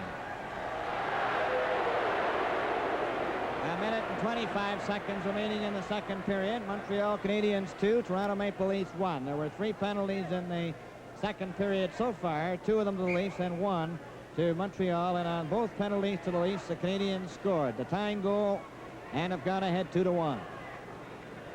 Both by Jill Tremblay. It goes back to Talbot. Got it off the boards to center ice. Stopped by Horton. Cleared it back into the Canadian zone. Harper back. He's bumped by Stemkowski. Play is all for another faceoff. Brian? Last summer, Bill, there was talk that Toe Blake might retire from the NHL coaching ranks, but there he is out there beginning his second decade behind the half bench. He has a fantastic record. Since he took over in '55, Canadians have chalked up 8 first-place finishes plus 6 Stanley Cups. On the face-off, Ralph Backstrom checked, straightened back his shot, and the deflected near shack, but he couldn't get to it. Duff coming back, takes a long shot off the boards. Bauer knocked it back into the corner. Less than a minute to go in the second period as Tim Horton leads the rush with Curtin back to center. A long shot wide. Worsley tipped it behind the net. Jim Roberts. Covered by Shack. Roberts gets it to Duff. Ahead to Ballone. Ballone over the line. Centered it. Shack deflected it, and it was grabbed by Johnny Bauer. Then Roberts and Douglas started to mix it up with their sticks. And that nearly started something, but Eddie Shack nearly deflected the puck into his own net. Johnny Bauer had to be very alert to stop that one. That set up a buzz throughout the Maple Leaf Gardens as, well, you saw it. Shack almost got it into his own cage, and now he's leaving the ice. Number 23. The Leafs have one more period and a few seconds left in this one to come from behind in the game and then think possibly in terms of coming from behind in the series. It happened once before in '42 when a Leaf team came back after being down 3, and we'll hear more on that story during the intermission. Face-off is in the Maple Leaf zone to the right. Jean Beliveau with Claude Provo and Gilles Tremblay back to Ted Harris. His shot hit Pulford. Gilles Tremblay kept it in. Goes after it, knocked it into the corner. Horton being watched by Beliveau, who checked him. The puck goes loose to Beliveau. There's his shot, and he shot wide. Beliveau keeps it in with another shot, and that bounced, and Bauer got his pad on it. Larry Hillmän gets it down the ice. J.C. Tremblay picks it up with 8 seconds remaining. Shot it off the boards. Horton let one go. That was wild. J.C. Tremblay picks it up in the corner, hit by Ellis. Play is called as the bell goes to end the second period. And it was 2 goals by Gilles Tremblay from J.C. Tremblay and Russo at 9:32 with Mahavlich in the penalty box. At least Pronovo in the penalty box. And then Gilles Tremblay from Cournoyer and Russo scoring at 13:28. And so the score at the end of the second period, Montreal Canadiens 2, Toronto Maple Leafs 1. Ward Cornell back in the intermission studio, and with me, Ron Stewart and Rod Gilbert. And Rod, your comments on the interesting aspects of that period? Oh, this sure was a better period this time with both team equal strength out there. And although the Canadiens got 2 goals on the power play, I feel that Toronto were skating very good, and looking forward to see that third period. Ron? Well, I thought Toronto played, had a little of the edge the first 8 minutes of that period, Ward, until the penalty to Pronovo, and they got that quick goal, and that just seemed to lift them right up, and right from there until the final whistle, Montreal seemed to take over the game. Beliveau, I haven't seen him lose a face-off in this whole series. Now, is he like this all season, Rod? Well, Beliveau has a long reach, and he's strong, and he can draw the puck very well. And another thing, although he hasn't done it tonight that I've noticed, but he has done it earlier in the season, oftentimes when there's a face-off just to the one side of the goal, on the face-off he'll take a shot. Is he, have you seen him do this? Does he do this often, Rod? Yes, he does, Ward. A lot of times when we've played against him, he does the same thing, and he sends his forward, if he's on the left side especially, with the left-hand shot, he sends his right winger right at the net and makes the play at the goalkeeper. The idea being that if the shot doesn't score, the rebound. The rebound will be right there, yes. Now, what about the other interesting thing about the Canadiens? They seem that when they're moving the puck up, if there's no one to move it to, Rod, they immediately freeze it in their own end, hold it against the boards for face-off. Is that true? Yes, well, you have fellas like Harris and Harper. They don't give the puck away very often, and once they can't make a play, they freeze it against the board, and they'd rather freeze it than to give it away. That's the very important thing, especially in your own end. Now, do all teams do that, or is this particularly the Canadian system, Rod? No, as a matter of fact, our team in Boston is trying to work on the same principle, that if rather than give it away, freeze it. You're better to ice the puck and start over again rather than give it away in your end. Even if you had to go against a man like Beliveau who wins face-offs as much as That's right. Well, you still got that chance of getting it the second time. Whereas if you give it to him right away, you know it could be a quick goal. Well, now, as we come up to this last period, are you still sticking to your prediction, Rod? That's right, Ward. And Ron, what do you think is going to happen? How do you think it's going to come out? Well, I'm going with Toronto. I think they're going to come back, and I'm going to say a 3-2 score for Toronto. Well, now, Ron, certainly one of the key men in the Toronto team all year, and I guess all through the years, is Bob Pulford. And he's a two-way man, and he's out there on penalty killing and just about everything else. Now, we have a film clip of Bob, and I wonder if you'd make some comments over top of it, Ron, on referring to Pulley's style. Well, Bob is a tremendous forechecker. If you'll just watch this film for a while, you'll see this here, and his main asset is his body. And he likes the rough going, and he tries to be on top of that play at all times. You watch the play. He'll get back in that play somewhere or another. This part of the film clip, I believe, he's killing a penalty, and you'll see that he's on the move at all times, and he doesn't want to commit himself by staying at one man because of that extra man advantage there, Ward. You can watch him. He'll be coming back here shortly again, and he's not going to commit himself. He's going to keep himself in motion at all times, which is the proper thing to do to make the other team make that first move and try to make them make a mistake. Seems like he skates in a big loop. Is that right? Yes, he does. Eight almost? He pretty well does. He's trying to make that puck carrier give that puck up if he can before they get in on top of the net. Of course, I think he perhaps scored more goals penalty killing than perhaps anybody else in the league. Yes, he did. As a matter of fact, I think two seasons ago he had about 7 or 8 goals while his own team was shorthanded. Well, he's having another good game tonight. He is very well. Well, thank you, Ron. Thank you, Rod. And of course, you'll be back at the end of the game to talk about the 3 stars and with the star of the game. And we'll continue with the rest of our intermission in just a moment. In 1966, the only team in the history of the Stanley Cup playoffs to come back from a 3-0 deficit was the 1942 Toronto Maple Leafs. And part of that team was Frank Selke Sr. and Bob Davidson, and they are standing by with Ward Cornell. Well, the big story, and I suppose the big question mark going into tonight's game, can a team come back 3 games down and still perhaps win the Stanley Cup? So we thought we'd talk about comebacks tonight, and with 2 gentlemen who were associated with the Toronto Maple Leafs back in 42 and 45 when there were some great comebacks. First of all, the vice chairman of the board of the Montreal Canadiens, Mr. Frank Selke Sr., and the chief scout of the Toronto Maple Leafs, Bob Davidson. Well, now, Mr. Selke, I think just about everybody knows quite a bit of the details of that great 42 comeback of the Leafs. Now, just what were the shakeups that went on prior to that game? Well, Ward, a lot of people blamed certain players. What actually happened is that after we lost the 3 games, Happy Day, who was the coach, was astute enough to realize that we were still playing the old-style scientific hockey, whereas the Detroit club had resorted to shooting the puck into our end of the rink and chasing in after it, and they caught us off guard, and they managed to win the first 3 games in that way. So we had to switch to a different style of attack, as Bob will remember. We took Bucko McDonald off the defense because he was the best body checker in the National League at that time.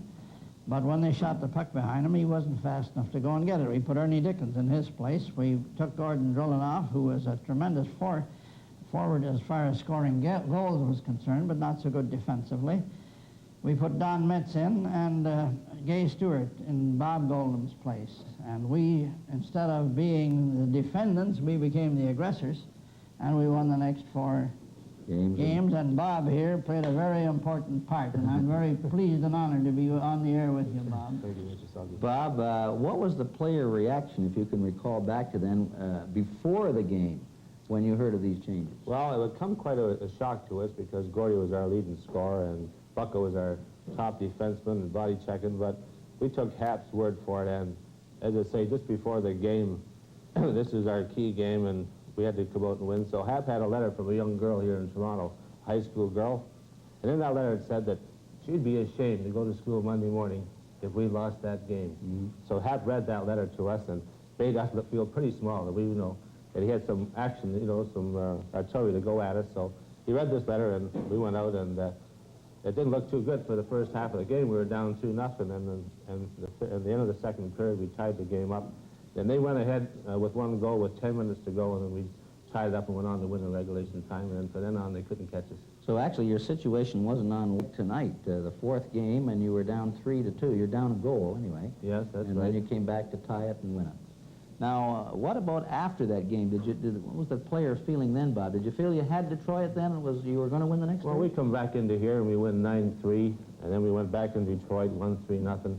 Then we had a tremendous game here. We were out playing them, but they had a goal on us, and then we finally tied it up. And I think Pete Langell got the winner, and Sweeney Schreiner got the clincher. And we had a good hockey club.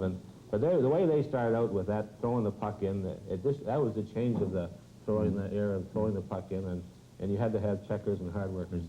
Well, now, Mr. Selfie, let's go to 1945, because that was another year of a comeback in a different way. But the semifinal series was interesting there. Now, tell us about that. Well, I was with the Maple Leafs at the time, and the Canadians had their great club. If I remember correctly, I wouldn't want to make this as a positive statement. I think they lost only 4 games all season. They were a tremendous team, as Maurice Richard had scored the 50 goals, and he got... But they had such a good team that they kind of looked down their noses at the rest of us. And we weren't too good, but we had a lot of spirit. A lot of fellows like Bob here. Spirit like the Canadians have right at this time. And Happy Day noticed that Bill Dernan was paying a lot of attention and directing the traffic for his forwards because he had such an easy time in the net.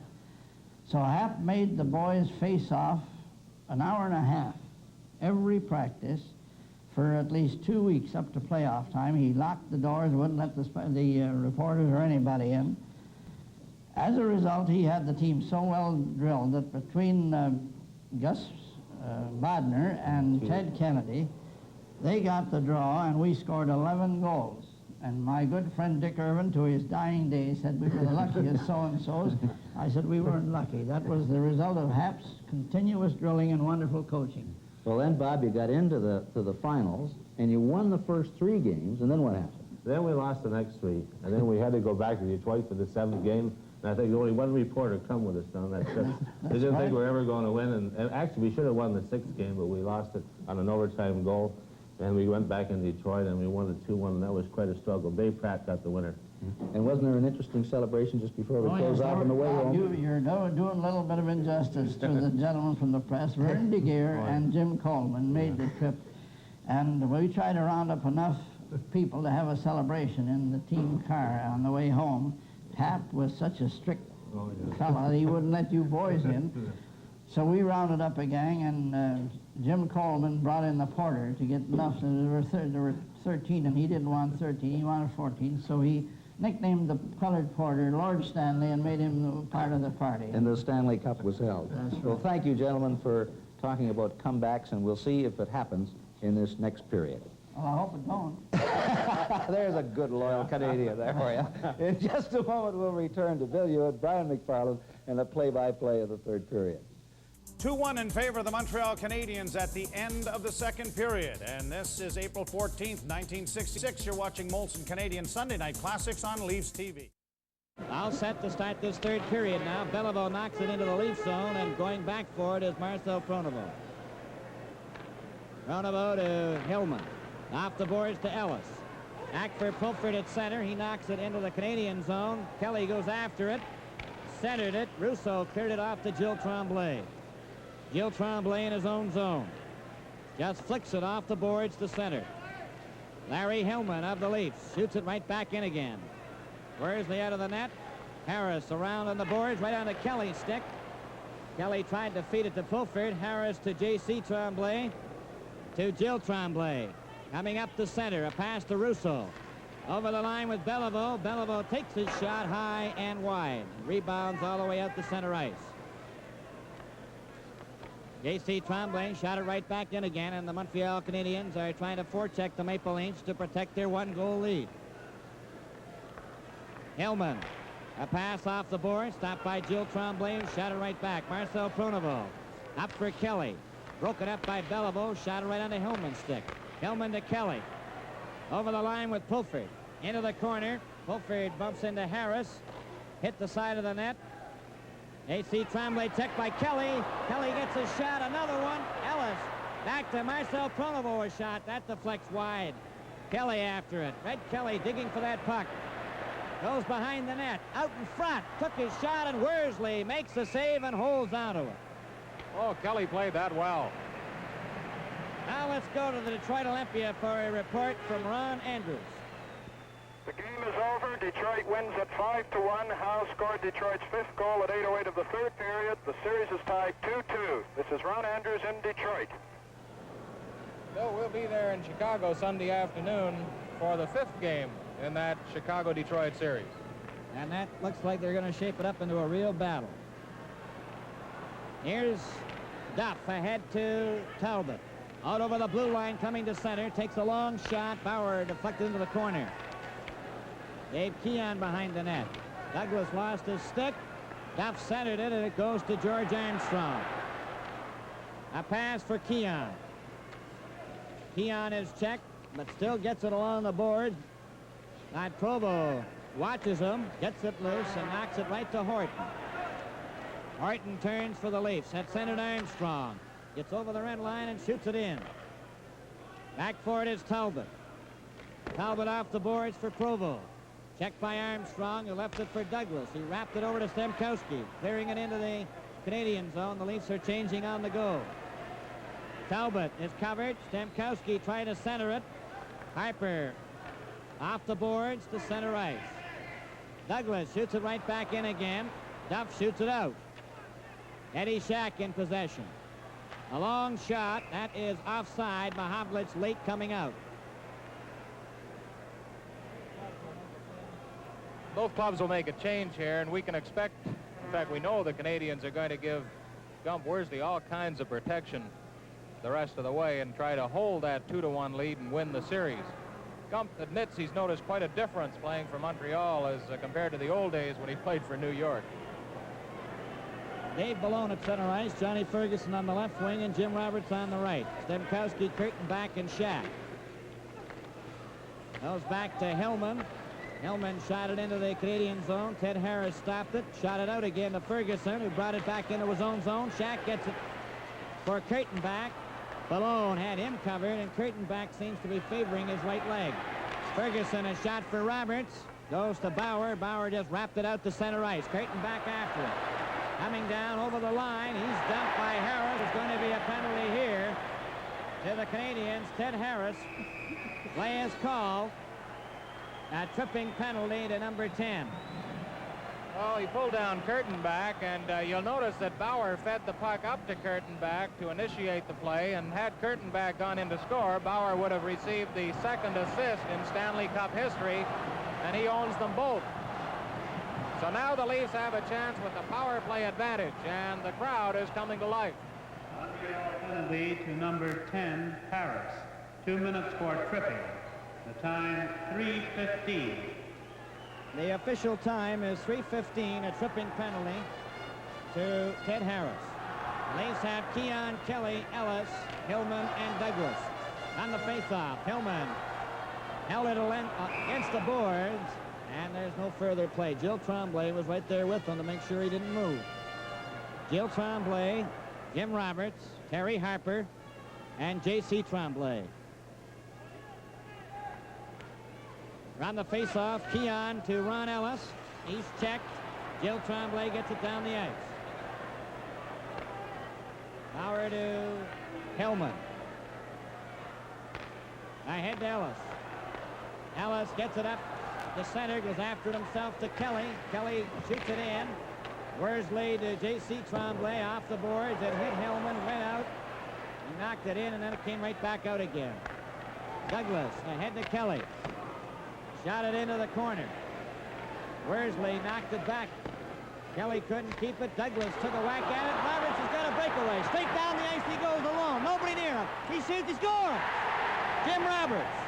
A sensational breakaway play by young Jim Roberts, who's got a host of fans here tonight because he lives in this part of the country. There it is as he escapes, and watch him put that puck behind Bauer. Good high rising shot just over the glove. Jim Roberts is very happy about that. And that was scored with Ted Harris in the penalty box. Gives Montreal a 3-1 lead. Beautiful play by Jim Roberts.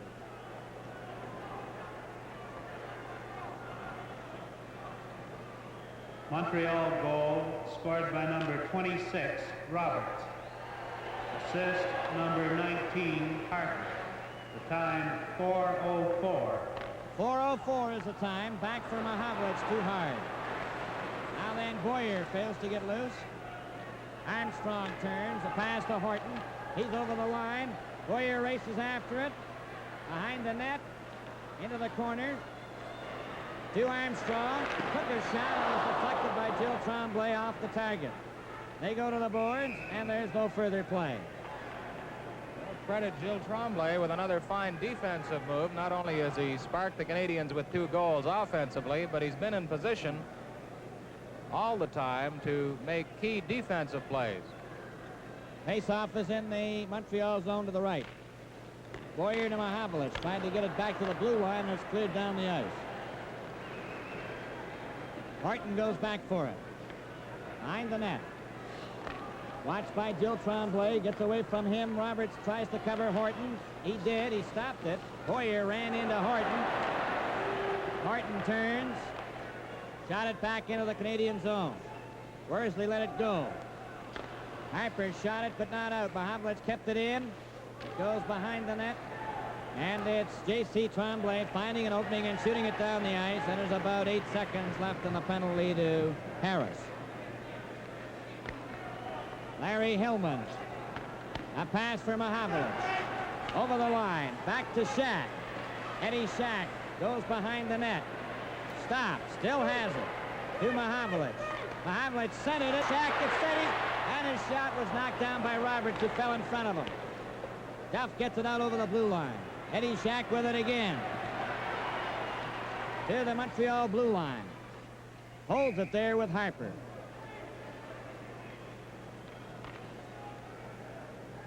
Montreal Canadiens are going to make a change of players. This half of tonight's game is coming to you from Maple Leaf Gardens in Toronto.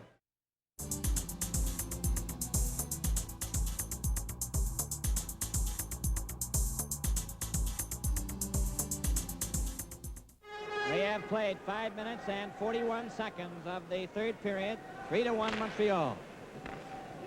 Harris of Montreal. A pass up to Backstrom. Right on to Kelly's stick. Kelly turns at center, speeding down the right wing. And there's going to be a penalty here to Eddie Shack, who roughed up Backstrom. And the Leafs will be shorthanded. Well, 2 things have certainly hurt the Leafs tonight. The penalties in the second period when the Canadiens scored twice, and that breakaway goal by Jim Roberts. And I think you could say, Bill, that the Leafs have not quit skating. Number 23, Shack. 2 minutes for interference. The time, 5:52. In the game the other night, the Leafs folded after the Canadiens got their first goal. They have not folded here tonight. They have continued to skate and hustle, but now the breaks are against them, too. Interference to Eddie Shack at 5:52. Jean Beliveau, Cornwallis, and Duff. To J.C. Tremblay, over to Bobby Rousseau.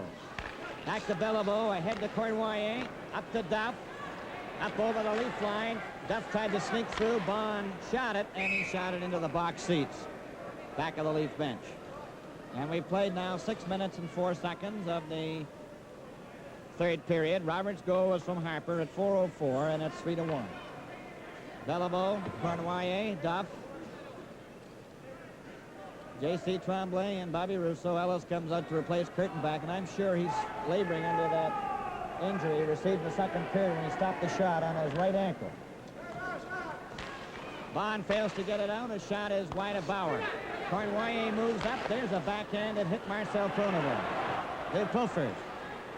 Pulford at center. Stopped by Cornwallis, who shot it right back. Bond to Marcel Pronovost. Up at center, a pass. Duff deflects it to J.C. Tremblay. Over to Rousseau. Back for Beliveau. Beliveau waits at center, a pass to Cornwallis. Cornwallis closes into the backhand, and that goes to Ellis. Ellis, stopped by Beliveau to Cornwallis, and Marcel Pronovost shoots it down the ice. Going back for it is J.C. Tremblay, number 3. J.C. Tremblay takes his time. A pass to Bobby Rousseau. Rousseau coming up over the blue line to center. A long slap shot. Bauer stopped it. Ellis gets the rebound. Shoots it off the boards down to center. J.C. Tremblay is right there on the spot. Ahead to Duff. Over the line with Beliveau. Goes to the corner. Jean Beliveau. Centered it right in front. It's going to score! Dick Duff from Beliveau. What a bang-bang play that was, and here it is on the instant playback. as Jean Beliveau gets over in the corner and sets Duff up perfectly. Watch closely now. Duff in front, and there it is, right behind Bauer, almost faster than the eye could follow. Montreal Canadiens 4, Toronto Maple Leafs 1. So first, a boy born in Toronto gets the third goal, and now an ex-Leaf gets the fourth. Montreal goal scored by number 8, Duff. Assist number 4, Beliveau, and number 3, J.C. Tremblay. The time 7:16. 7:16 was the time of the goal. The puck bounces in the Leaf zone. Backstrom took a shot. Bauer knocked it down with his glove. Back Mahavlich, behind the net, into the corner. A cleared past Armstrong. Armstrong waits and then shoots it into the Montreal zone. Back there for it is Talbot to Jill Tremblay. Cleared around on the boards. Mahavlich took a shot. Keon trying to center it. Harper covers him. And it's knocked into the crowd. 12 minutes and 1 second remaining in the third period. 4-1 for Montreal.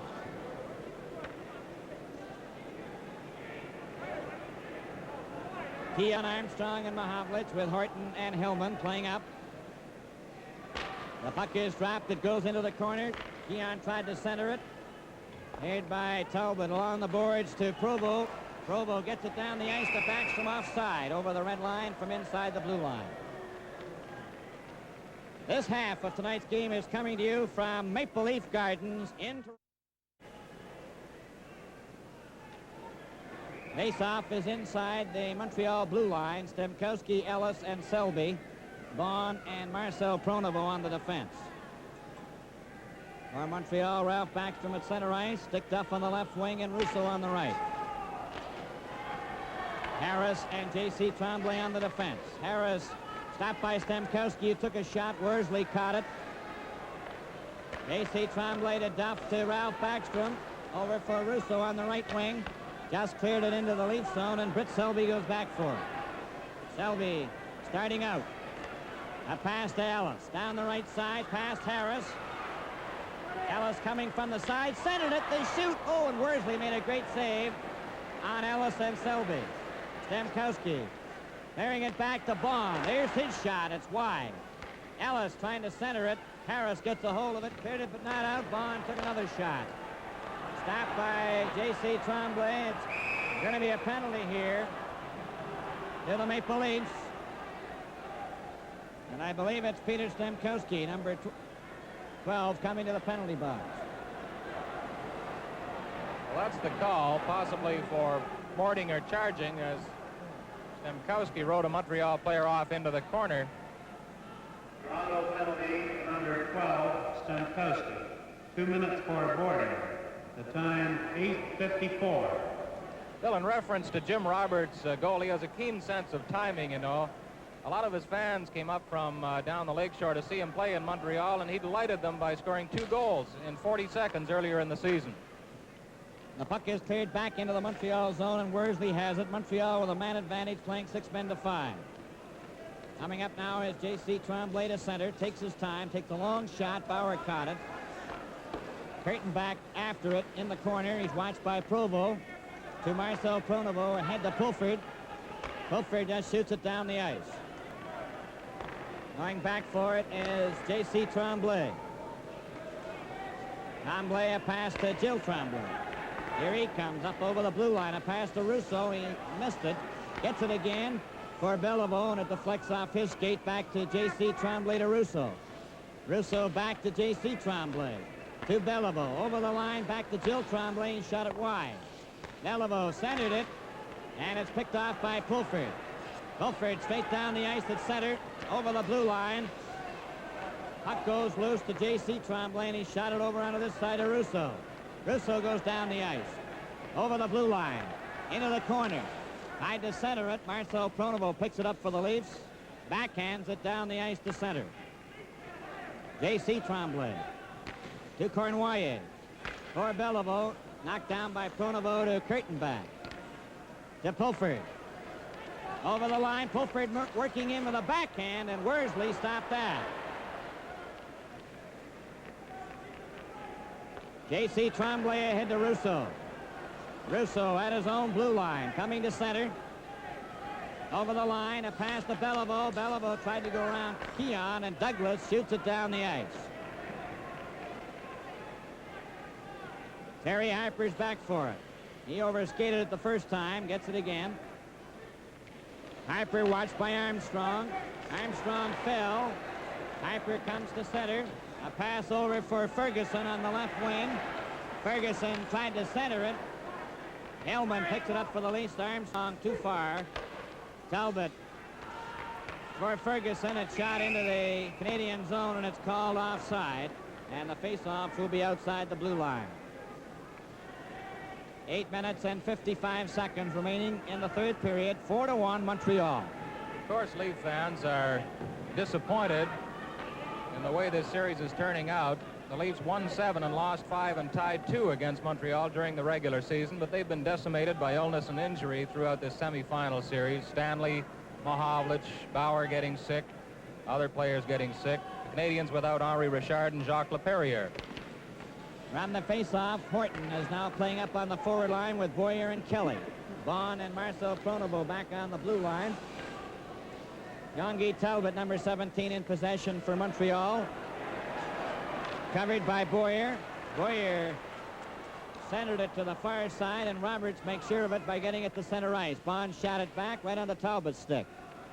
Talbot coming up at center, takes a long shot into the Leaf zone. Kelly goes back for it. Behind the net.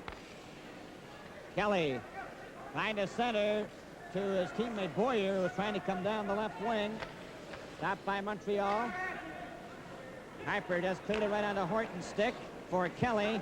And it's Jim Roberts picking it up for Montreal and gets rid of it to center ice. Marcel Pronovo hit Boyer. Boyer goes over the Montreal line, and he's knocked down. The puck is cleared back at center. Marcel Pronovo now tries his luck. Over the blue line, tried to break through the defense and failed. Red Kelly trying to get away. Shot it into the Canadian zone. Worsley stopped it. Left it behind the net. Roberts clearing it for Ferguson. Bond moves up. Ran into Ferguson. Ferguson didn't get out of the way by any stretch of the imagination. And Ferguson's knocked down by Horton. Kelly goes down along the boards. Harper is there. Now then, Ferguson and Horton with their sticks up a little high. And we nearly have another little tussle. 7 minutes and 27 seconds remaining in the third period. 4-1 Montreal. Well, there were 3 engagements in that little duel between Ferguson and Horton altogether. They rammed into each other in the corner, and then again twice in front of the net. I believe there's going to be penalties here to Ferguson and Horton.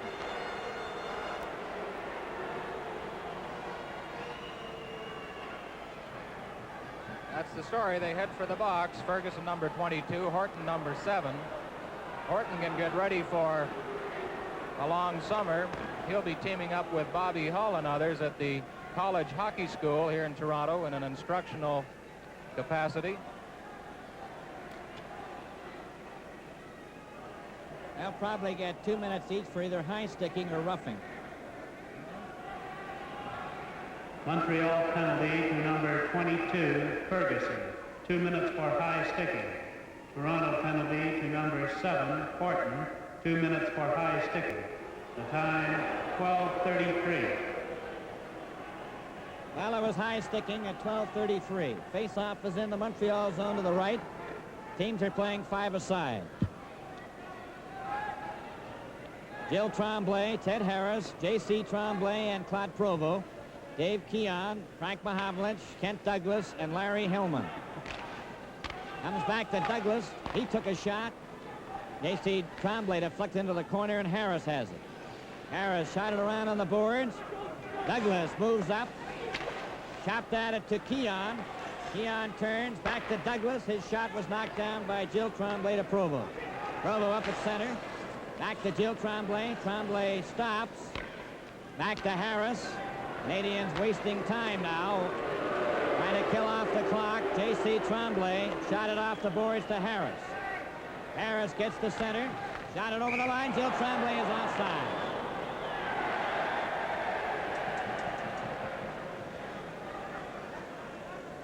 6 minutes and 51 seconds remaining in the third period.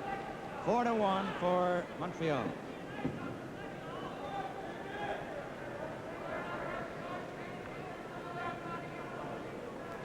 Coming out now for the Maple Leafs, Ron Ellis and Britt Selby. Gilles Tremblay and Claude Provo for the Montreal Canadiens. Provo turning at center, gaining momentum, goes in over the blue line, coming in on the right side. He took his shot and it hit the glass. Hillmän gets it loose, behind the goal, passing it ahead to Selby. Britt Selby stopped by Provo. Kent Douglas will try his luck. Ahead for Selby. Stopped by J.C. Tremblay to Ralph Backstrom. Backstrom goes over the line. Ellis gets back. Ron Ellis now turns at center with Selby, and he's stopped by Bobby Russo. Russo turns. Pass it back to Harris. Harris at center ice. Got it over the line. Hillmän shot it out right on the Russo stick. Russo back to Backstrom. Over to Harris. To J.C. Tremblay. Coming up the center. Takes a long shot. That bounced. Marcel Pronovo back for it. Pronovo ahead to Selby. Selby at center over the blue line with Ellis. Ellis is checked by Harris. Ahead to Russo too far. Larry Hillmän with it. To Eddie Shack. Into the Canadian zone. Eddie Shack goes after it. Let it go. Hofer comes up with it. Gets it back to Hillmän. There's his shot. Right on. Shack missed the rebound. Went after it. Ferguson is on the ice. J.C. Tremblay cleared but not out. Marcel Pronovo right on a Russo stick. Russo to Ferguson. Back to Russo. Too far. Eddie Shack has it. Shack over the line. Still has it. Trying to center it in front. Horton took his shot. Pulford just missed it. Ferguson and Horton after the puck. J.C. Tremblay watched by Pulford. Still has it. Eddie Shack then intercepted a pass. Ted Harris goes behind the Canadian goal. Got it around on the boards. Back to the blue line. Bond. His shot hit Ferguson, who gets it out to Beliveau. Beliveau and Russo. One man back. Play is called. Bond and Ferguson are into it. Over at the Montreal bench. Well, here we go again. Whistle stopped the play with Beliveau and Russo breaking away as Bond and Ferguson tangled in front of the Montreal bench, and Bond and Ferguson exchanged punches over there. The linesman and the referee now in between.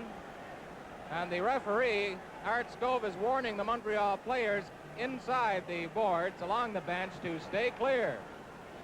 But it looks like Bond and Ferguson will be the only principals involved here.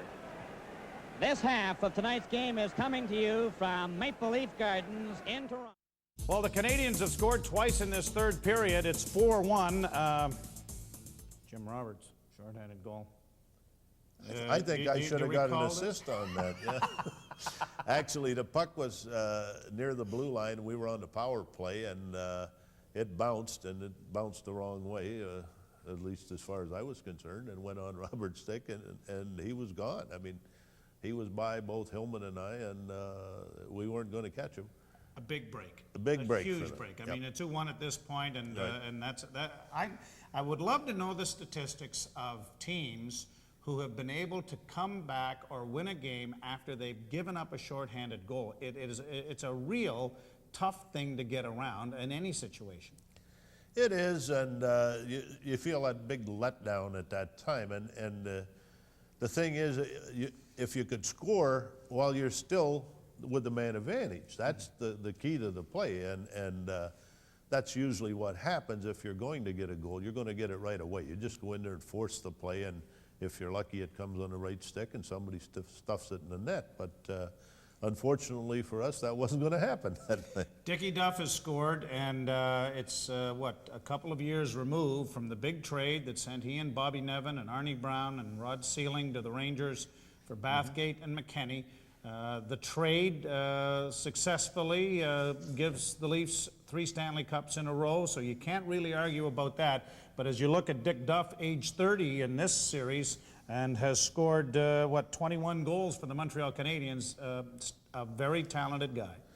Duffy was a good, tough hockey player. He wasn't the biggest guy on the ice, but he put fear into a lot of people out there. But he could score, and you know he was going to be in every game. I mean, he came to play every night, and that's the kind of hockey player you want. And I'm sure that playing in a series against the Maple Leafs, after being dealt from them a couple of years earlier, probably had his skates a little lighter. Well, there's an incentive there. You know, you like to beat the people that you played for because they let you go. They didn't think that maybe you could do the job or whatever that fit in on the trade. But Duffy was a scrapper, always was and always will be. And a boy from Northern Ontario in that brand new Heritage Museum up there that you guys are part of? That's true. The Heritage North is going to be in Kirkland Lake, and Duffy's a big part of this, as all the players are. All right, we're going to talk a little bit more of this as we go on this year, but it's interesting now that the Canadiens have got a stranglehold on Game 4. It's 4-1 in favor of Montreal. Let's go back upstairs to the gondola. Well, Bill, I know it's hard to credit the Leafs with a masterful performance when the score is 4-1 against them, and there's usually a natural letdown when a club is on its way out, shall we say. But in all fairness, they have refused to give up. They still have some fight left in them, as that little exchange would indicate. And they have continued to skate as best they can, shall we say, against the Canadiens. Ryan, I still think there's no question as to the importance of John Ferguson in being the policeman for that Montreal Canadian team. Well, he's played a whale of a series. I know he was interested to know if he had been picked for one of the 3 stars the other night. He asked a reporter who were the 3 stars, and when told who they were, he said, gee, I thought I might have been one for the first time this year. 4 minutes and 32 seconds remaining in the third period. Here are the penalties. Ferguson. 2 minutes for elbowing and 2 minutes for roughing. Toronto penalty to number 21, Bond, 2 minutes for roughing. The time, 15:28. 15:28 is the time of the penalties. Bond for roughing and Ferguson elbowing and roughing. All set to go. The puck is dropped. Backstrom to Harper, and it goes to Kelly. Red Kelly turns. He's checked. Horton moves up. He's checked by Backstrom. A race for the puck. Bauer is way out of the net and knocked it all the way to center ice. Fulford lost it. Horton tries to get away. Horton down the right wing. Over the blue line. Getting in front. There's the backhand, and it hit a skate and went into the corner. Talbot to Harper. Harper off the board. Stopped by Kelly. Bob Fulford then to Eddie Shack. Back to Fulford. For Horton, it's knocked to the blue line, but not out. There's going to be a penalty here to Tim Horton for using his elbow on Ralph Backstrom, right in front of the referee.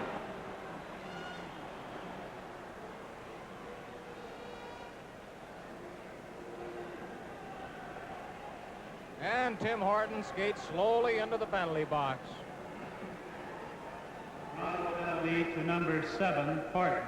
2 minutes for elbowing. The time, 16:07. 16:07. This half of tonight's game is coming to you from Maple Lif Gardens in Toronto.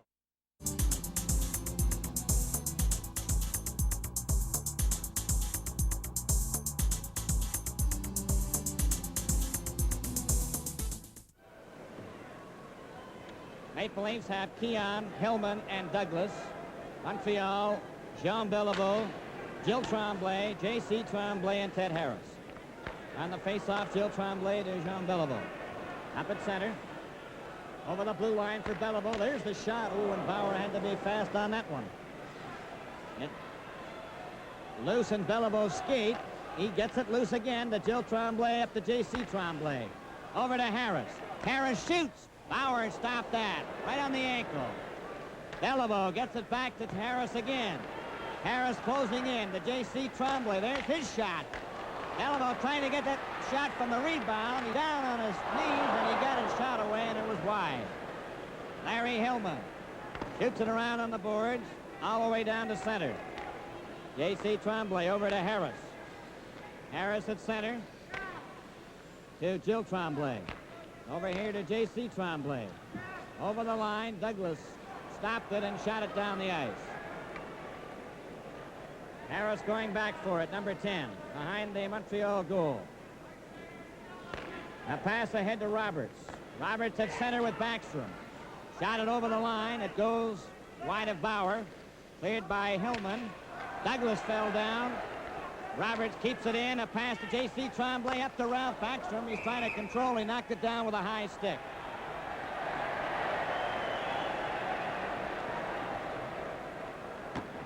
Well, there'll be lots of conversation in the offseason over what changes the Leafs will make for next year. It's obvious they're going to have to go with some younger legs out there. The Canadiens seem to be a pat team. Very few changes necessary on that club. Montreal Canadiens 4. The Toronto Maple Leafs 1 with 2 minutes and 33 seconds remaining in the third period. Face-off is in the Montreal zone to the right. Leafs are short-handed, playing 5 men to 4. Backstrom, J.C. Tremblay, Jimmy Roberts, Ted Harris, Fulford, Kelly, and Marcel Pronovo.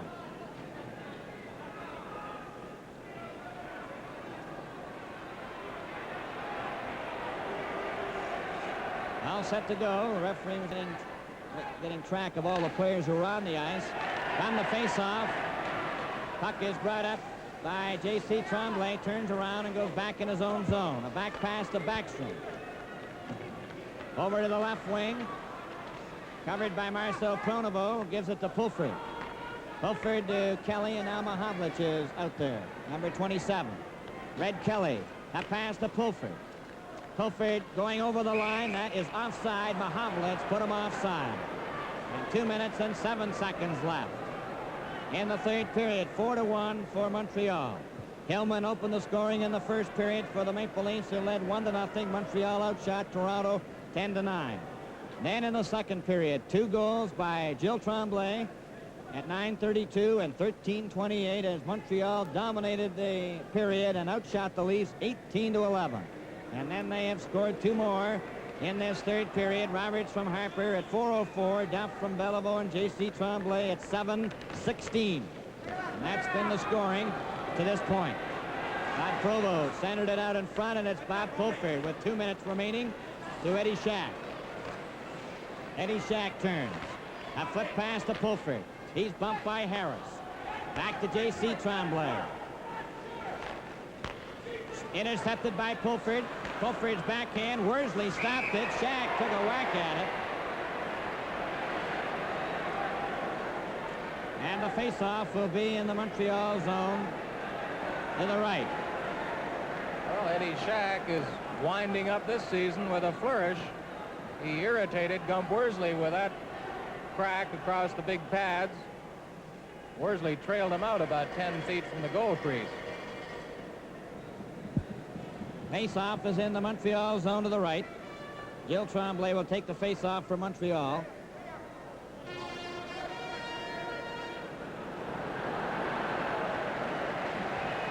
From the face-off, J.C. Tremblay shot the puck off Roberts, but not out. Pulford keeps it in there. A pass for Hillman on the far wing.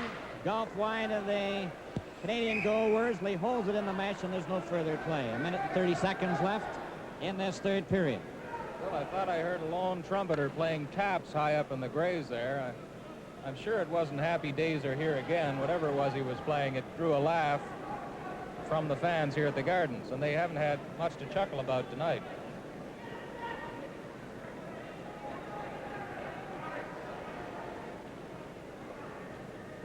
All set for the face-off in the Montreal zone to the left. Comes back to Horton, his shot. Worsley got his toe on that. It's golfed out past Selby down the ice, and Hillman goes back for it. A pass for Shack, nowhere near him. Jill Tremblay cleared it back in the Leaf zone. Selby gets it to Hillman. Back to Pulford. Over for Shack. He tried to tightrope over the line, did, but couldn't control the puck. Eddie Shack with it again. Back to Hillman. Over to Horton. Knocking it into the Canadian zone. Less than a minute to go, 55 seconds.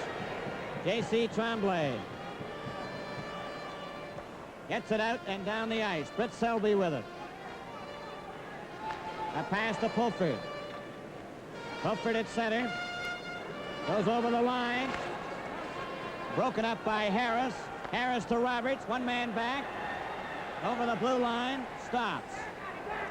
Shot it back into his own zone. J.C. Tremblay goes after it. Looks up at the clock. 25 seconds remaining in this third period. 4-1 for Montreal. J.C. Tremblay knocked it off the glass to center. Hillmän to Horton. Horton for Pulford. Puck is bumped. Horton bumped into Ferguson. Harris flips it out. Hillmän gets a hold of it. Over to Shack. Over the line for Selby. 4 seconds. It goes to the corner. J.C. Tremblay pops it against the board. And the game is over. Montreal win it 4-1. With Roberts and Duff scoring in the third period. And so the final score of tonight's game, Montreal Canadiens 4, Toronto Maple Leafs 1.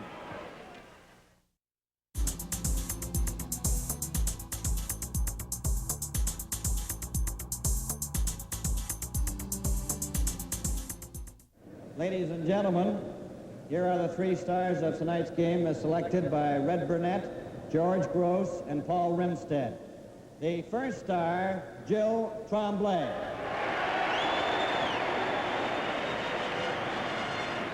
The second star, Bobby Russo. And the third star, J.C. Tremblay.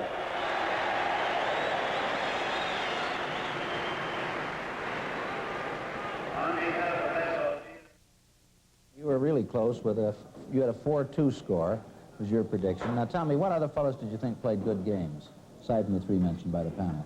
I thought well, the whole Montreal team in particular, but I thought Roberts played extremely well, and I thought Harris did. Ferguson kept everybody alive out there, although he wasn't on the ice too much. He spent most of the time in the penalty box. I understand there were almost 4 hours in penalties tonight. Any other honorable mentions, Rod? No, I think Roberts was the turning point on that breakaway. He really moved away fast, and he picked a corner. It was a tremendous goal. Well, our #1 star is here now. Come on in, Gilles. Congratulations. A wonderful hockey game. Wonderful hockey game. Congratulations, Thank Gilles. you. Yeah. Thank you. Well, get to work there, fellas. Well, congratulations on your 2 goals, Gilles. And Thank you, Ronnie. I was glad to see you get them, really. And your 2 goals brought to mind that Toronto wasn't doing really too much checking, although you did a lot of work around the net. And I thought up until about the 8-minute mark of the second period that Toronto was holding their own, and I thought they played a little better than the Montreal team. And right after that Pronovo penalty, Montreal took over. What do you think about that? Right after the first period, Ronnie, the coach in the room told us and we had to play a lot better. If you want to win that game, you knew that the Leafs were skating better than the other games. But like you saw, we had the lock on the power play. The break came to us, and we were lucky enough to put a few in. Well, you made your own breaks, and it was good to see. And from my own viewpoint, I can see that you're getting your power play all warmed up for the finals now, like you did last year.